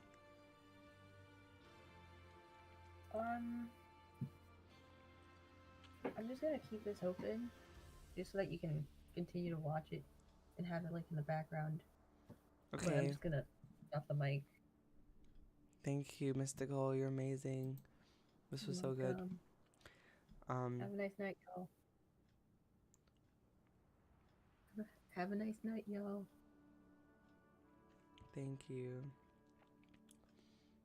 We love Mystical. We love Mystical so much. Mystical is the backbone of everything. But I'll finish this off for you guys. Cut to inside Sunnyside Magic High hallway. Later, we see Glacier and Blaze who are walking down the hall, and Zephyr runs up to them. And then Glacier says, "What do you want?" Zephyr says, "What?" Glacier sighs. "Ugh, why would you make me look like a coward in front of everyone?" And then Zephyr says, "What? Glacier, no, I didn't mean to. And then Glacier says, "Don't lie, Zephyr. As soon as I left, you stepped in and tried to be a hero. Well, guess what? You're pathetic, and you'll never be anything more than the prince who can't even perform simple magic." And then Blaze says, "Yeah!" "Shut up, Blaze." Zephyr says, "Look, I'm sorry, but..." And then Glacier says, Don't talk to me again, Shortwind." Glacier and Blaze both walk away. Zephyr looks sad and heartbroken. Fade to inside River and Zephyr's room. River sits on his bed and writes in his journal. "My first day at Sunnyside was interesting, to say the least. I mean, it wasn't completely bad. I guess I made a couple of friends, or at least I'm pretty sure I did. I'm currently receiving a lot of mixed messages. I feel like this is the start of a new era, a new start for me. I can't wait to see what kinds of people I'll meet next." Cut to outside Sunnyside. Hazel walks out of the school. It's bubbling, which is basically like raining bubbles. And she has a Sorella, which is like a cloud umbrella in one hand, while standing on the steps of the Sunnyside. She stops and looks down at her palms. She thinks about how she used her magic against the grind and smiles hesitantly, proud of herself. And I can't wait to be faced with all the mysteries I'll have to solve. Cut to inside Crescenta in Hazel's room. We see Crescenta sitting on her bed. She holds a pen in her hand and a notebook in the other. In the notebook, we see that she's written to-do list, and underneath it, she writes, Ask mom about blank blank blank." I'm not gonna read it to you guys. It says the blank blank blank is in the script, but I'm not gonna tell you guys what the blank blank blank is because I fed you too much today. You're full. Anyways, she looks at the notebook with hesitance before closing it. She sighs, and I know that it's not always gonna be good, and that bad things will happen whether I want them to or not. Cut to inside River and Zephyr's room. We see Zephyr, who is also sitting on his bed.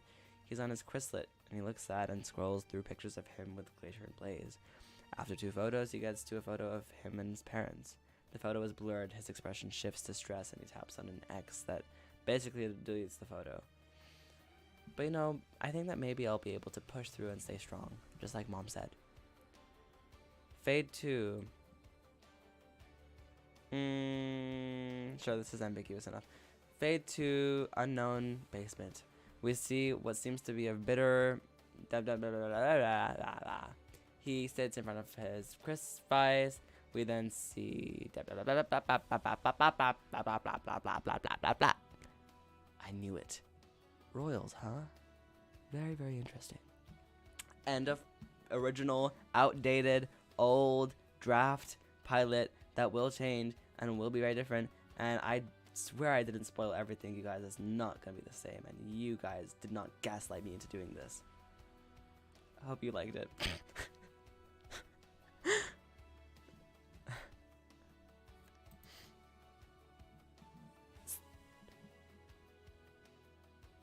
Thank you, Mystical, for you do such amazing work. Thank you, Mystical. Night, Mystical. Good night, Mystical. Simp magic.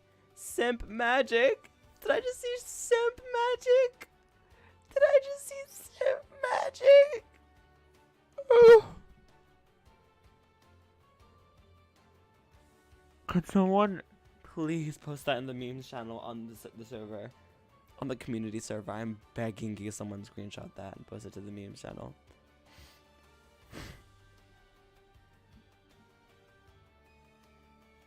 Are you gonna head out? Bye, Whimsy.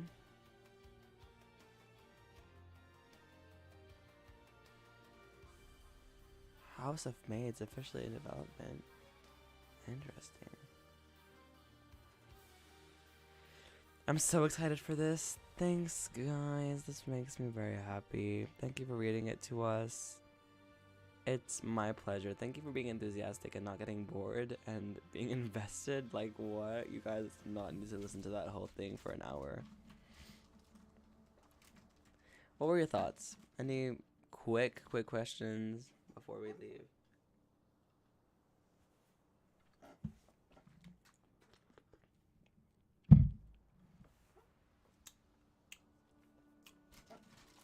Is that what you were expecting from the original pilot? Was it not?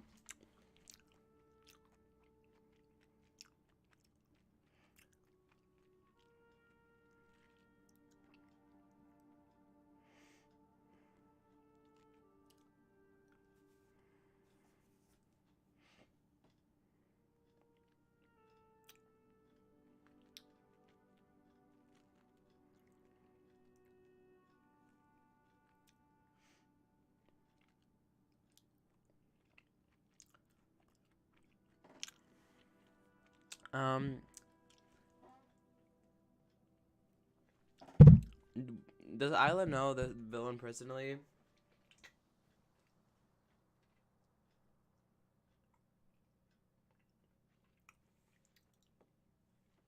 Isla doesn't. No, Isla does not. Well, I don't know, stay tuned.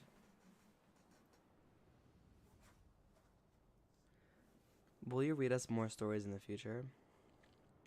Maybe. I would love to. I think that makes sense for a pilot. Setting up the goal will be to learn control powers as well as the real powers where the friends may be along the way. Well, goals and well, yes, that's definitely true. You might notice some different kinds of like motives and goals in the updated version as well.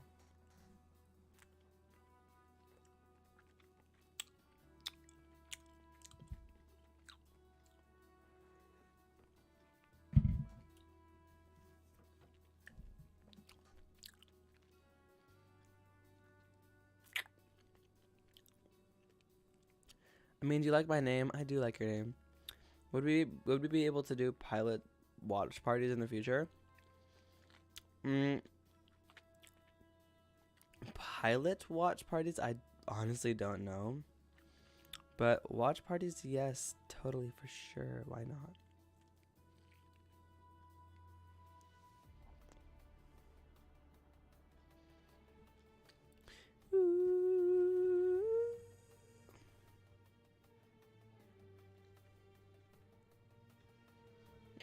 The friends we made along the way.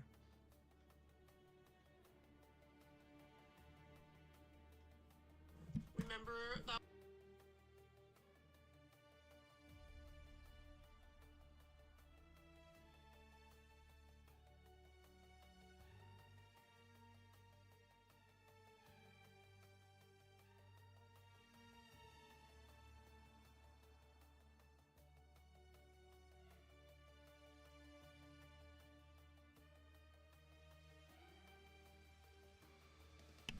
I don't have any questions, but I do think CRESCENTA acts exactly the way I expect her to.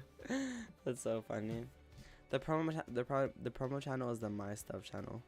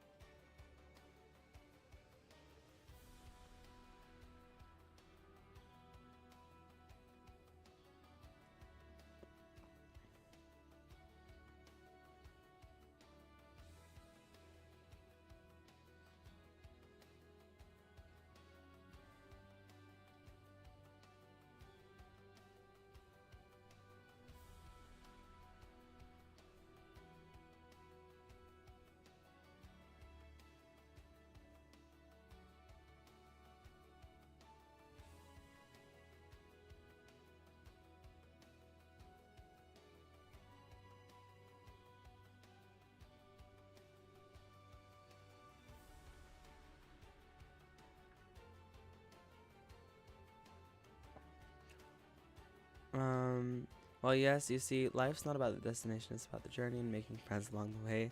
The search for meaning is, in fact, the very thing that gives our life meaning. Exactly. That's really deep. Wow. Pew, pew, pew, pew, pew, pew, pew, pew.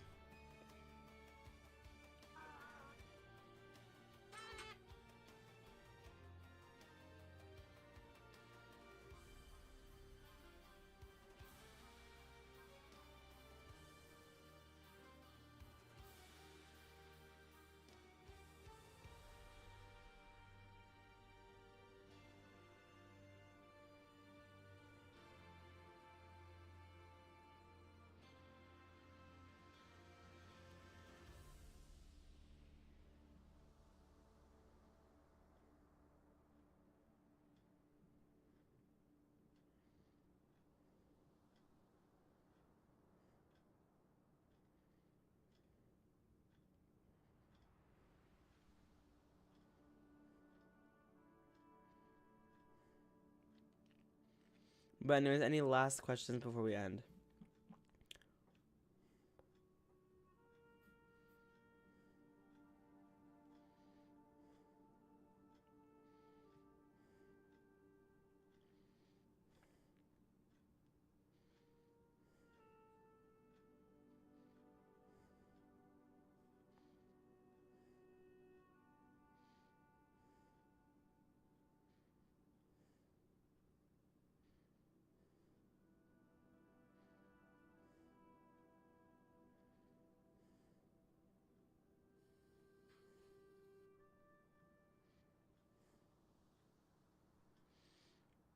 I had so much fun. Thank you. Good night. Thank you. Okay, y'all. Thank you, Dev. Thank you, Whimsy. Thank you, Sailor. Thank you, Inadvertence. Thank you. Thank you, Kitty Garden. Thank you. Literally everyone. Thank you so much. You guys are all so cool. You guys are the coolest. Thank you for being our fun little live stream gang. I am so grateful that we have each other. And I hope you guys get to watch the project grow. I hope everyone's projects grow and succeed. And, yeah. What a good time. What a time to be alive. What a time to be an indie creator. What a time to be human. And I wish you good luck on your journey in humanity. And you're doing amazing, Amin. Thank you. I'm gonna cry. Y'all are amazing. Y'all are doing amazing. It's a golden era. It really is. It's a renaissance. And enjoy the rest of your nights. Go to sleep, you sleepless sirs. Good night. We all need sleep. See you on the sunny side.